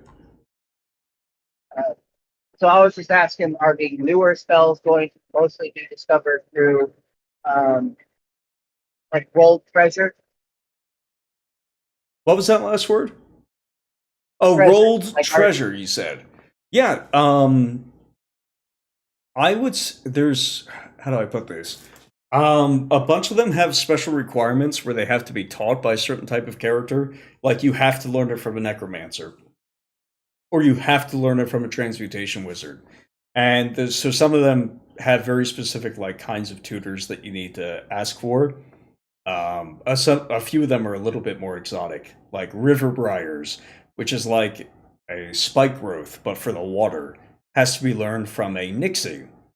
There's a spell called Mysterious World of the Sea that has to be learned from which is a doozy and has been posted elsewhere, has to be learned from a water-based elemental. But scrolls of this stuff are going to be discoverable out in the wild. Nice. That is That's, very cool. That is very cool. Yeah, I mostly play Pathfinder and like AD&D, and that's one of the ways you find a lot of stuff. Pathfinder specifically has racial specific ones that typically you would either find out in the wild, or you'd have to go to a specific person of a specific race, or to a temple or devotion their gods to gain access to it. Which is a lot of fun. That's- That's yeah, honestly that- the way I prefer to make use of it. I just wonder. Yeah, because there's something about being able to just run around and secure. I don't know. It's just cool. There's very few ways that you get meaningful loot in D&D in ways that like matter, especially in the modern editions. I mean, hell, if I'm playing Baldur's Gate 3 and I open up a chest and it's not empty, it feels reasonably okay, right? Even if I find some like commoner's goods, I'm okay having it. I can find some kind of use for it, I'm certain. Even if it's just getting 1 extra gold out of a shopkeeper, that's fine. It's a little harder to do in a non-visual medium like D&D. So things that people can discover more regularly and enjoy more regularly, I feel like I love popping those in. And potions and scrolls are just like the easiest, clearest example that anybody could take advantage of, as far as I'm concerned. That's a very good take.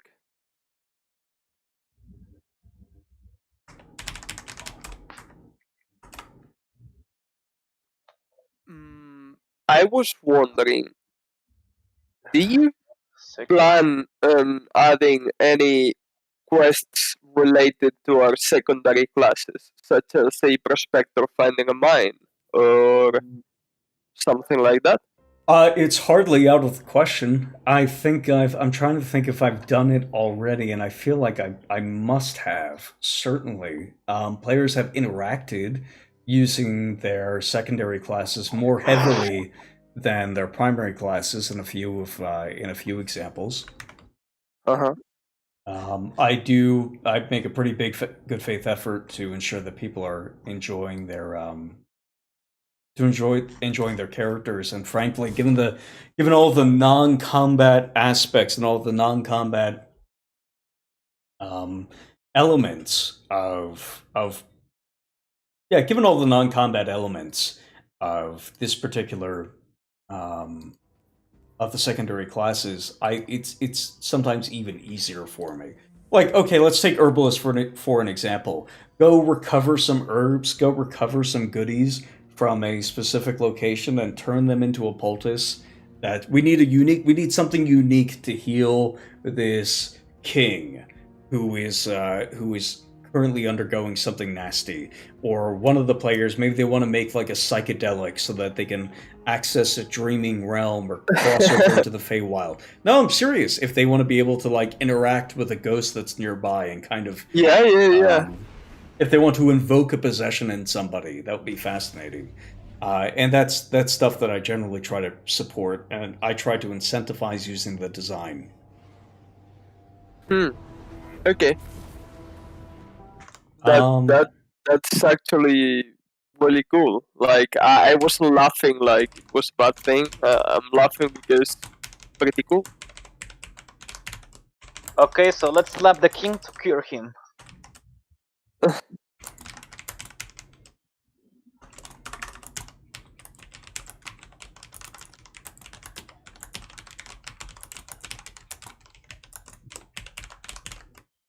Hello? Hello? I didn't hear what you said. Okay, can you hear me? Yeah. Yep. Oh, okay, so slap the king on the face so he can wake up from his sickness. Yeah, something like that. Sure. Spark ready. Take it. Um. Enemy runner. By the way, Avalon, Stop them. Uh-huh. you said you're interested in zombies. You're interested in dragon zombies? Like, Maybe. Excuse me, you're interested in dragon. Never mind. Yeah. Well, to be honest, I'm kind of a furry, so well, one of my personas is a dragon. I have two. Okay, Okay, we're fair gonna leave enough. that to the side for the moment. Yeah.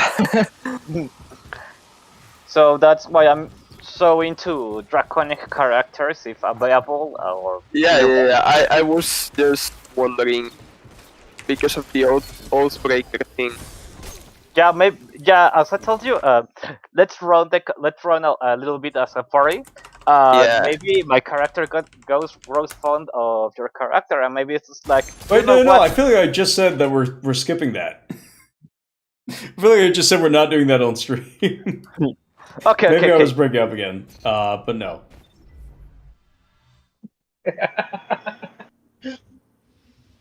Let's see here. I think I might have actually broken up. Okay, I now see your stream.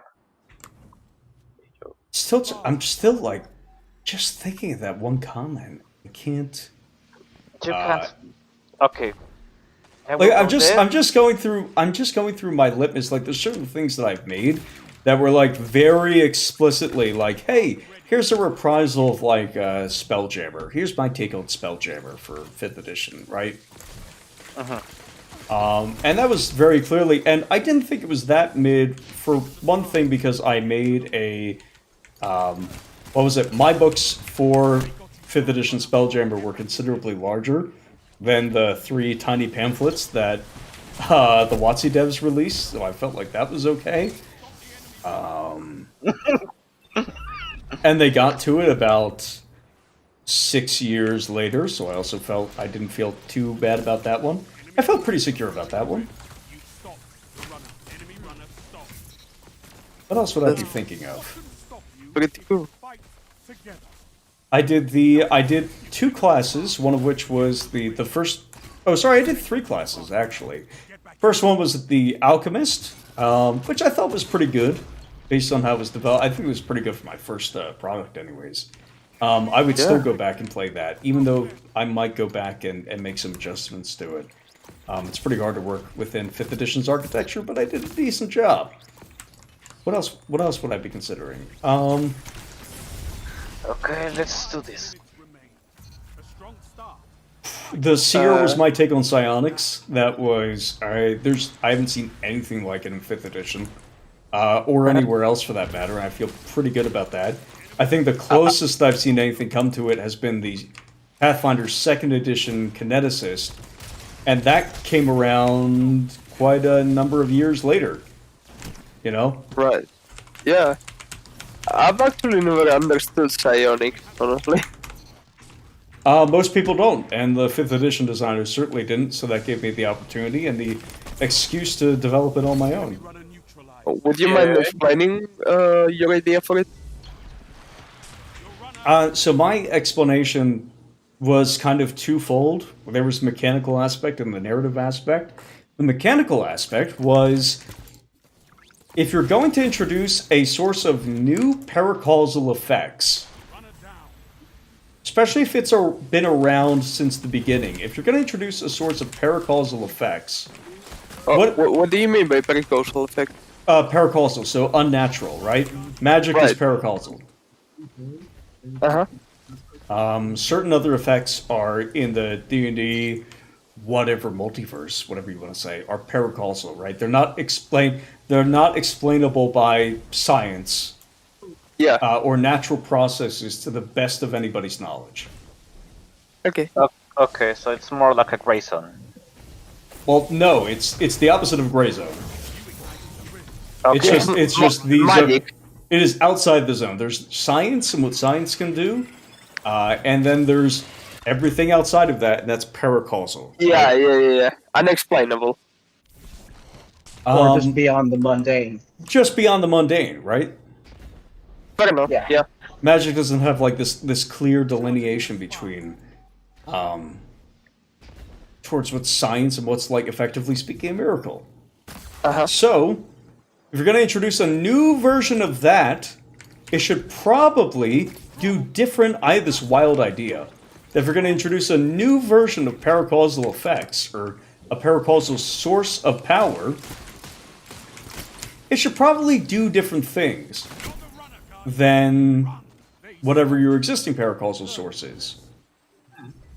You should probably. Okay, So- now it works. Yeah, so Oh, the sorry. idea, I hear that you're messing with the stream behind, which it's good to know that my voice is still coming through. Sorry, it was I was messing. No, you're with that. you're fine. I thought it was funny. The spark is available. Keep going. Yeah, you were about the psionics. Yeah, so the idea was that you would be making use of these paracausal effects, and they had to, in some way, do something new. Stopped you. Learn from them. Enemy runner. So that was a mechanical aspect. The second thing I had to do to differentiate science from magic, because this was my prime goal, was, I should take a step back. The things I came across when it came to domains that had not been fully explored by Magic in 5th edition. Of course, I didn't plot this out from the beginning, so there was going to be... It was unavoidable that I would step on Magic's toes. Even if it wasn't... And even if it wasn't, like, stepping on toes via effects, it was going to step on toes via, like, what kind of party role these people were engaging with. Right. But that was sort of like an acceptable loss to me. They got you, spark runner. So then came the narrative and stuff like that. So you came to Enemy runner. the idea that, or sorry, back to mechanics. I keep getting all frazzlebrained here. Certain things had not been explored by 5th edition. So one of the things that hadn't been explored by 5th edition was the idea of manipulating terrain or manipulating magical effects or sources of elemental power after they had already been spawned. Enemy runner neutralized. So it's much less frequent for you to... It's much less frequent that when you cast a spell that does some kind of elemental effect, that it will stick around and is far... Your choices for manipulating that elemental effect are basically non-existent. Sometimes you can move the effect around. Right? Flaming Sphere is an example. Storm Sphere is an example. So my thought was you could introduce a little bit of, like, I don't know, Avatar: The Last Airbender style of terrain manipulation or energy manipulation into it, and that would fit well in, one, psionics, and two, in the portfolio. It wouldn't be too disruptive to magic to introduce it. And more importantly, if you had a magic user in the party, the magic user wouldn't feel useless because there was somebody using psionics in there. It wouldn't be like, oh, this guy has this thing that's magic but not magic, but it's like cooler than the magic I have. I didn't want that to happen. But what happened was, if you had just sort of like, Stop that runner. by the natural use of these different abilities, if you had a magic user in the party, Runner stop. and you had a psionicist, they would sort of like naturally work together. Alright, so that was pretty ideal.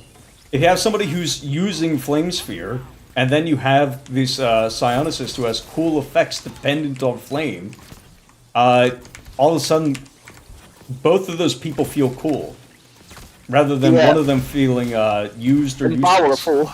Yeah, Yeah, I get it. Your spark. yeah. It's Also- the idea that your party is combining effects.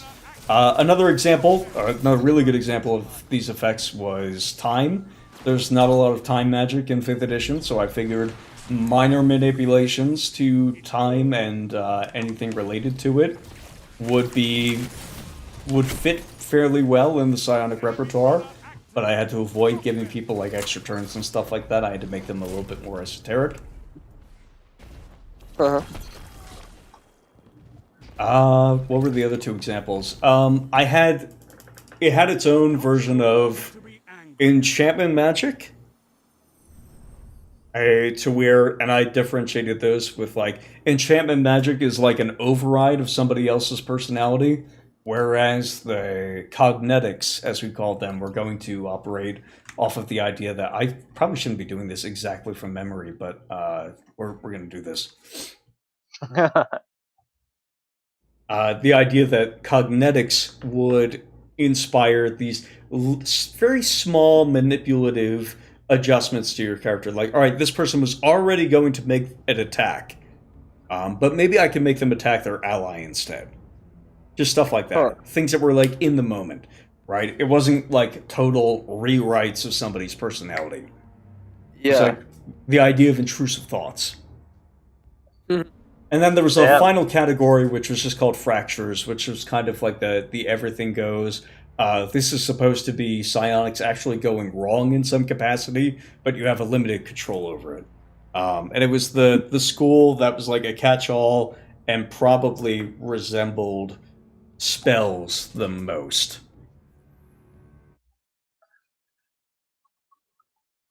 I have a kind of a doubt. Is there like any kind of artificer or gunpowder-based weaponry on the realm? Yeah, I saw there's revolvers and stuff. Yeah, that's in Masterwork Gear of the Realms. Uh-huh. Okay, so I can make a pyromancer. Nice. I just think the weapons are a bit underwhelming. The guns. Yeah, they might be underwhelming for our stuff for the I campaign. mean, it doesn't matter if it's like a rogue or a wizard that shoots you with a revolver in the chest. You're gonna die anyway. True, but they do have a little bit of a higher damage output, but they're not insta-giving people. Yeah, Okay. that's fair. So if you're looking for that Okay. fantasy, I'm warning you. But like I said, they do deal extra damage, and my campaigns. Oh, this is probably good for you guys to consider. My campaigns tend to involve people with way lower hit points in general, as far as the monsters are concerned. I do not like extending hit points beyond beyond 50. Okay. And that's like, but I love creatures with higher damage outputs. So a lot of the stuff that you're going to be facing hits like a truck, or at the very, maybe it doesn't hit like a truck, but it hits often enough to be concerning. Yeah. Together as one. But Basically, it's the idea that like stuff should be more of a threat and not more of a meat like bullet sponge. exactly no. I was talking about this with Yeah, somebody in there in the Pedantic server, particularist, about how he basically. It was right after I posted the video on hit points and why hit points make 5th edition boring. Uh-huh. Oh, that might have been one of the things that set this guy off in chat. But, who knows? But yeah, so why is there a guy behind me? There shouldn't be a guy behind me. Get out He's of there, shadowing fucking you. goofball. Anyways, so yeah, this was right after I posted the video on why hit points make 5th edition boring, because everything has too much of them, and then in the meantime, everything's sort of balanced around giving a monster the maximum number of opportunities to hit, but none of their 2-hit bonuses are large enough to really justify taking the chance. They're not big enough to hit people who've been playing for longer than one campaign. Because the first thing they do is they maximize their armor class. They say, all right, well, now I have an 18 AC at level 3, and there's nothing threatening me anymore because none of it hits except rarely. Right. And in that situation, the stuff that does rarely hit, only deals a little bit of damage because all the damage modifiers are screwed up. So it's only dealing like a D6 plus 3, maybe. Or a D8 plus 3. There's a lot of monsters that, if there was a damage update at some point through the lifespan of 5th edition, through the development of 5th edition, it didn't apply to a lot of monsters. A lot of monsters basically missed the update. So what the players do is normally you'd be incentivized to end a fight quickly by like using your spells. You would cast a fireball because you don't want to give the enemy the opportunity to hurt you.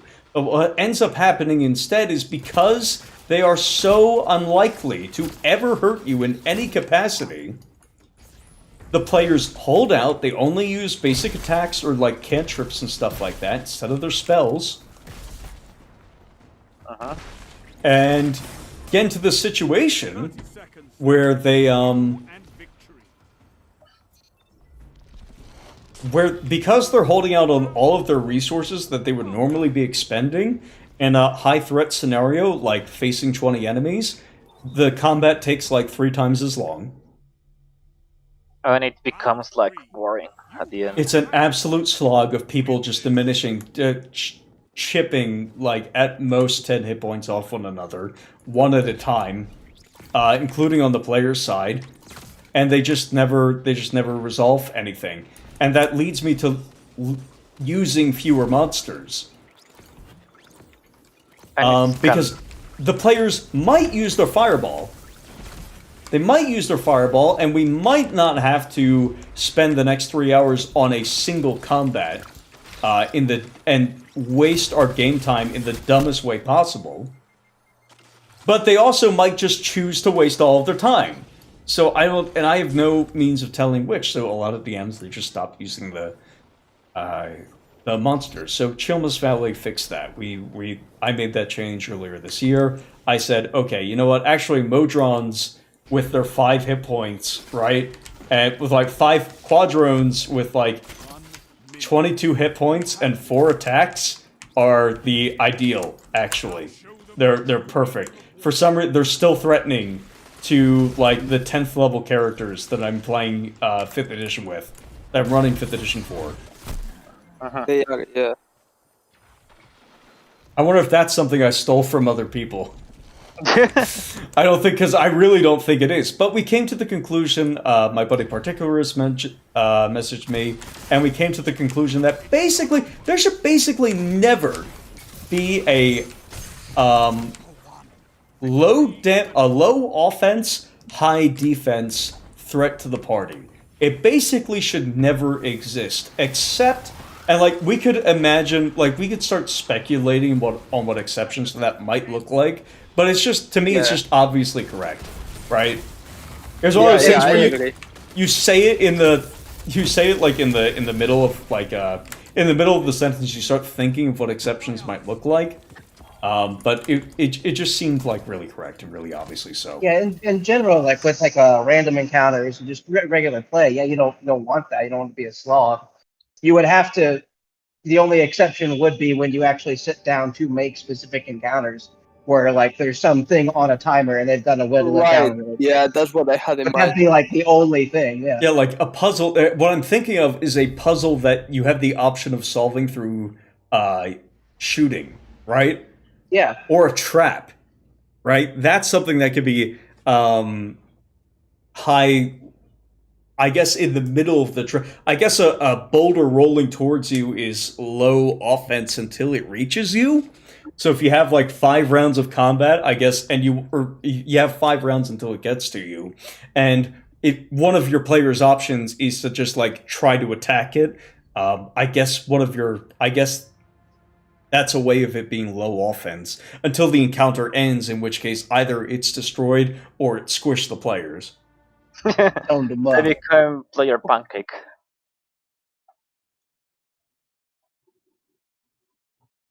Yeah, exactly. Or like there's a puzzle, right? And one of your options is like, actually, I just want to destroy the door. I want to try to destroy the door until this puzzle registers a failure and damages me or something like that, right? That's an option for low offense. But those are basically not combat encounters. It's just a combat approach to non-combat encounters. I agree, yeah. So it's like this only exception. Okay, so I can force my way in a door, or I can open the door. I think I choose the first way. Go down. Right. Except even then, if you just told me like, "Oh, the door is locked," and you say, "All right, well, I'm going to try to break it open," I'd be like, "Okay, it takes 10 minutes for you to break it open." I will take out my sword. Whoa! Right, like maybe the sword chips or something like that, something silly. Okay, that will be funny if you get a natural one and you get you broke your, I don't know, your shoulder or your ribs.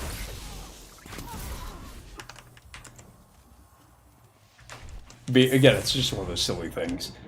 But yeah, so that's something in Choma's Valley. I know a lot of people, they tend to like spells like Great Weapon Master is pretty fun. One of the rarely, I shouldn't say rarely, I feel like my groups don't talk about it as much, but Great Weapon Master does have the effect where if you kill somebody on your turn, you can make another attack as a bonus action. You have this.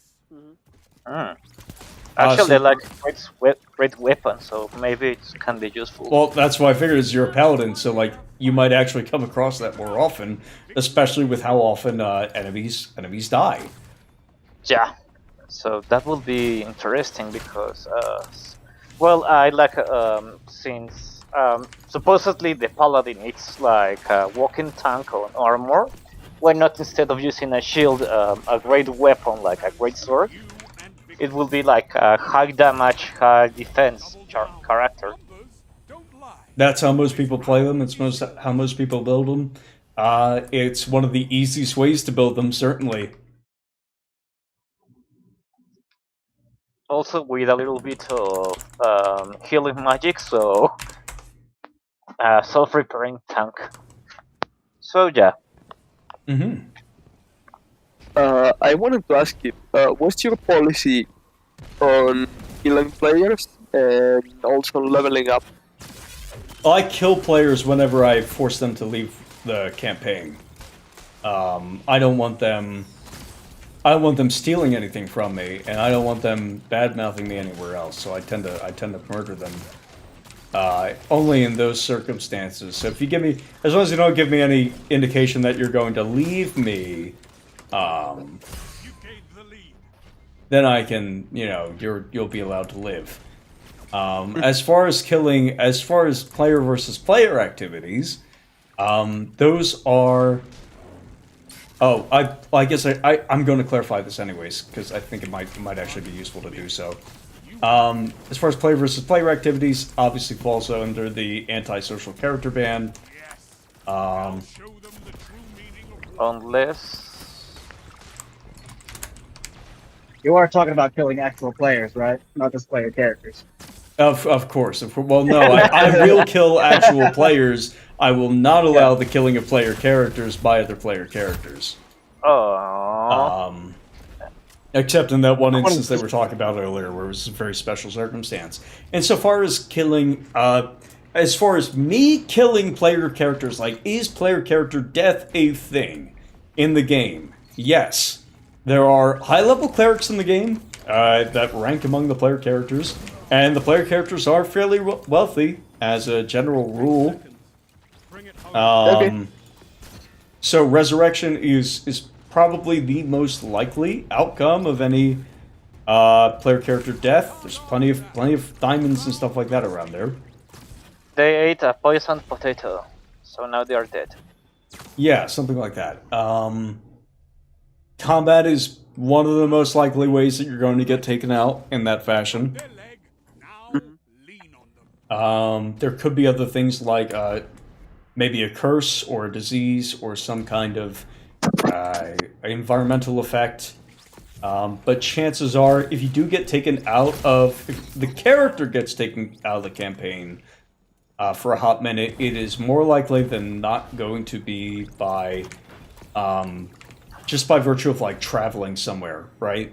They're traveling, they're too far ahead on the in-game calendar, or they don't have access to... They don't have access to certain quests that other people are going on, and that's why they're not able to play. It's usually not going to be death. But death is a thing, it can happen, it can be permanent. It can be very permanent. But you guys are going to be playing with, in all likelihood, multiple characters or taking breaks in between the sessions that you play. Won't be long now. Okay, so no character dead unless we leave the server by any reason. That's No, just- that's no player death, okay. unless you leave the server. Yeah. Character Okay. death, on the other hand, like this Lee guy, Nobody knows this, but I'm already. I've already sent Yeah. like it. On your way. He's already toast. I was just the only reason I kept talking with him back and forth over the only reason I tolerated those insults were to find his location and And what about the experience? Do you do XP or milestone? And if so, we do how XP. okay. Okay, I think I set up my character on milestone. Let me change it. This is it. XP. One final push and victory is yours. Yes, you set it to like the 8th level XP. And most new characters that you develop are going to be at that 8th level of XP. You. That's all I ask. Okay. But keep it That's good. You know your way around a gunfight. I may ask Another important thing for newer characters would to know would be whether it's regular XP or is it gold for XP. What do you mean? Oh, so gold for XP was an old rule, and I flirted with that. I kind of wanted to do it, but the gold economy in 5th edition is so screwed up, and I was already reinventing it that I couldn't. I felt like I couldn't justify it. I think there was a dungeon master which changed up a little bit the gold economy on D&D. He made some changes on the economy, but not substantial that you have to spend weeks on planning over that. Let me try to find again the video.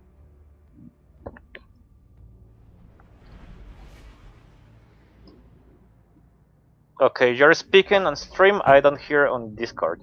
Yeah, but, well, the stream is lagging like 10 seconds behind me or more. I was just waiting for you to find it, and also Okay. giving my voice a chance to recover a little bit.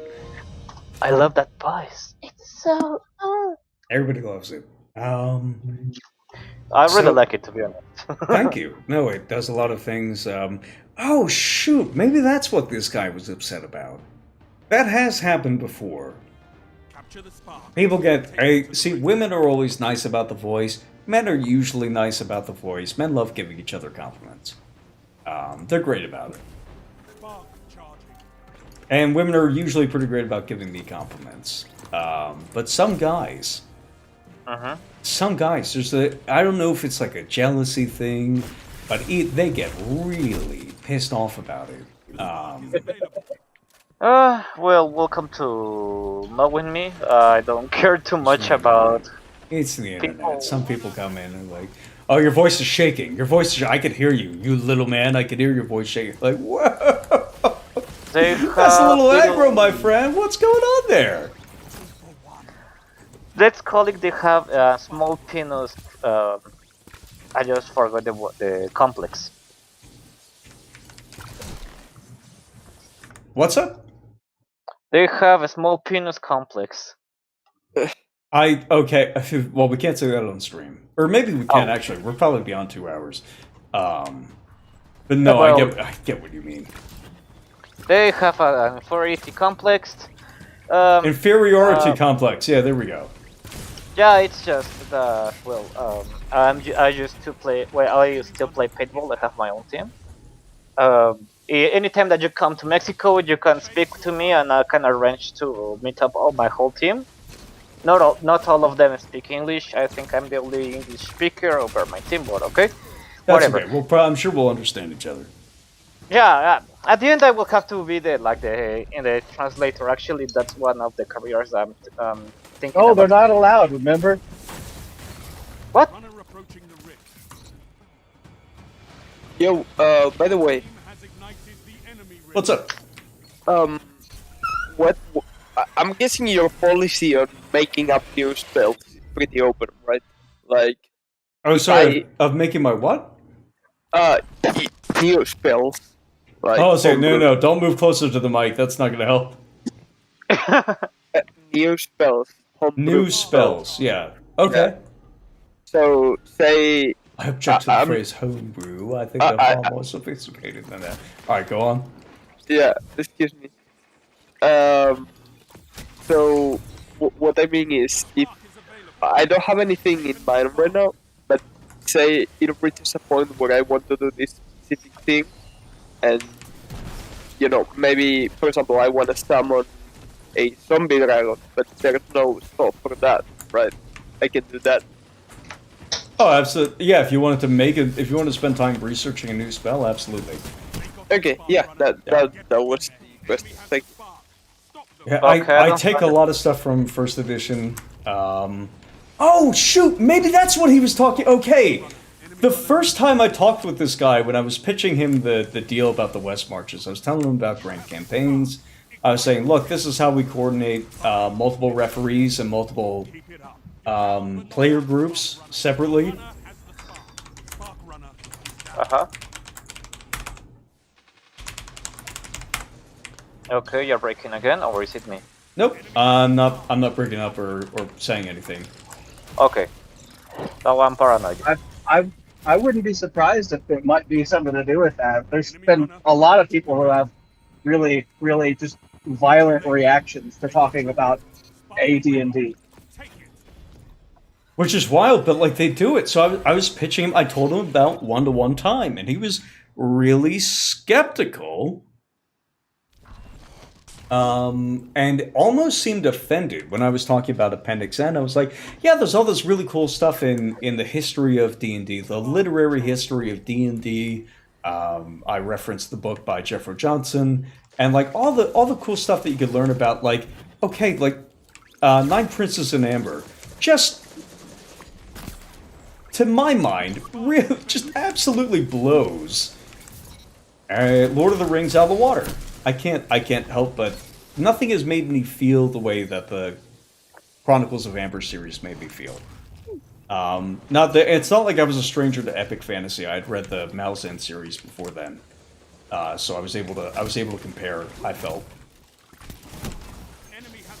And it was just better, and he was so skeptical. He's like, well, I don't really know how I feel about the stuff from D&D's history, or I don't know if I like the stuff from Appendix N. Yeah, just really, really insisted on that fact, going back and forth. And that's kind of where the conversation turned a little cold, which is another reason why I just left the server. I was like, all right, I don't think this guy really likes what I'm up to. But 1-to-1 time was something he was really objecting to. He's like, well, people can just account for like downtime and stuff like that in like the referees can just say it. I'm like, yeah, the referees can say it, but I want the players to be able to say it. I want the players to be able to look around and say, hey, DM, it's time for downtime. I would like to engage in my downtime because I have downtime actions before him. And I don't want to sit down and I don't want to wait for it. And once that's actually on the table, it totally changes the game. You don't have to. It changes the way players will think about it because they have the opportunity, and once you make it known, they'll actually go out and start interacting, schmoozing with locals, researching things, There's a whole lot of stuff in all the D&D systems that get glossed over because it's not practiced. And that's the primary issue with them, because again, these mechanics, the primary benefit of this is fairness. It is more fair for a D&D player to be able to take advantage. Oh, that's me dead. It's more fair for a D&D player to be able to take advantage of a mechanic if it's consistent and acts independently from the DM. Oh, hi, thank you. Enemy runner incoming. Enemy runner. And that's just not the case when people are doing things by fiat. It's just not. If you're telling me, oh, well, I could just... But come on now, I could change time whenever I feel like. It's like, yeah, well, anybody could do that at any time, but that doesn't mean that I know when I'm really able to enjoy that. I can't believe I just fumbled that. Oh, that's horrendous. Okay, I don't find the video. It's the very first video that I did on 1-to-1 time. No, I mean the one on the gold, the restructuring of the whole gold on D&D. Oh, okay. Yeah, during the sleep he says, that reminds me, James, I was babysitting for my sister last week. She thinks your voice is amazing. Oh, thanks, buddy. But yeah, let's see here. We've been going for about 2.5 hours. I'm thinking of closing out for the night. Yeah, sure thing. I think that was. Yep. I really appreciate you guys coming by, even with the mic troubles. That was a fantastic discussion on necromancy and how to handle certain inter-party conflicts. Yeah, I was and not actually- expecting that tonight. yeah. Actually, I didn't expect to. Well, I think it was also kind of interesting seeing inter-character conflict, not like a party that gets along all the way. Yeah, Uh, it's something I tried I to tell think- people. Like, yeah, That was a very mature way of handling it. Very well. Yeah. it's I hate when people say just talk about things because they don't actually know what they're talking about. I feel like when they say like, oh, just communicate, just do this, just do that. They're not actually giving you advice. There is a way of communicating certain things. Some of them are verbal, some of them are nonverbal. Well, thank you. Yeah. Some of them are pro-social. Some of them are more agreeable. Some of them are more assertive. Some of them are overt, and some of them are covert. And one of the ways that we managed the conflict tonight was just specifying that we were going to take a pro-social approach to solving the to solving the problem. That whatever solution the solution was up to you guys, provided that you came to an agreement beforehand, because it was likely your characters that were going to come in conflict.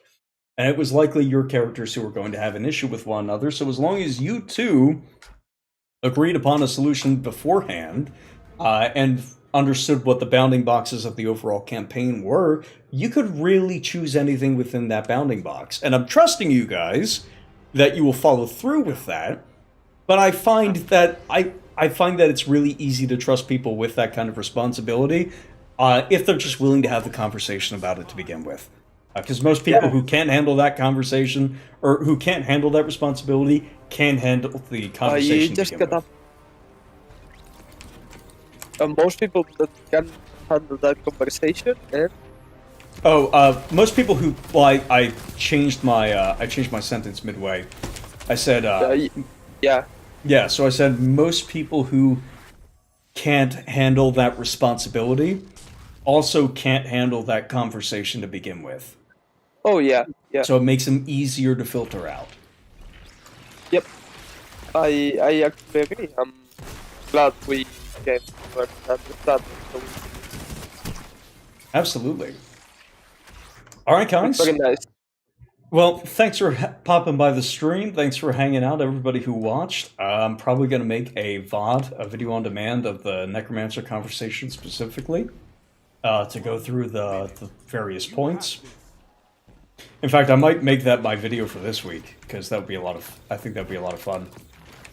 Especially because Okay. I continue to drag my heels on the Your First Adventure video. But yeah. So I'm going to stop streaming there. Thanks again, everybody. Have yourselves a fantastic night. Thank you for watching me play video games, talk about D&D, and chat about nonsense. Gamma, ankle biters, and everybody in between. Have a good Thanks again, folks. Peace. Peace Bye-bye. to you, James, and bye bye, everyone.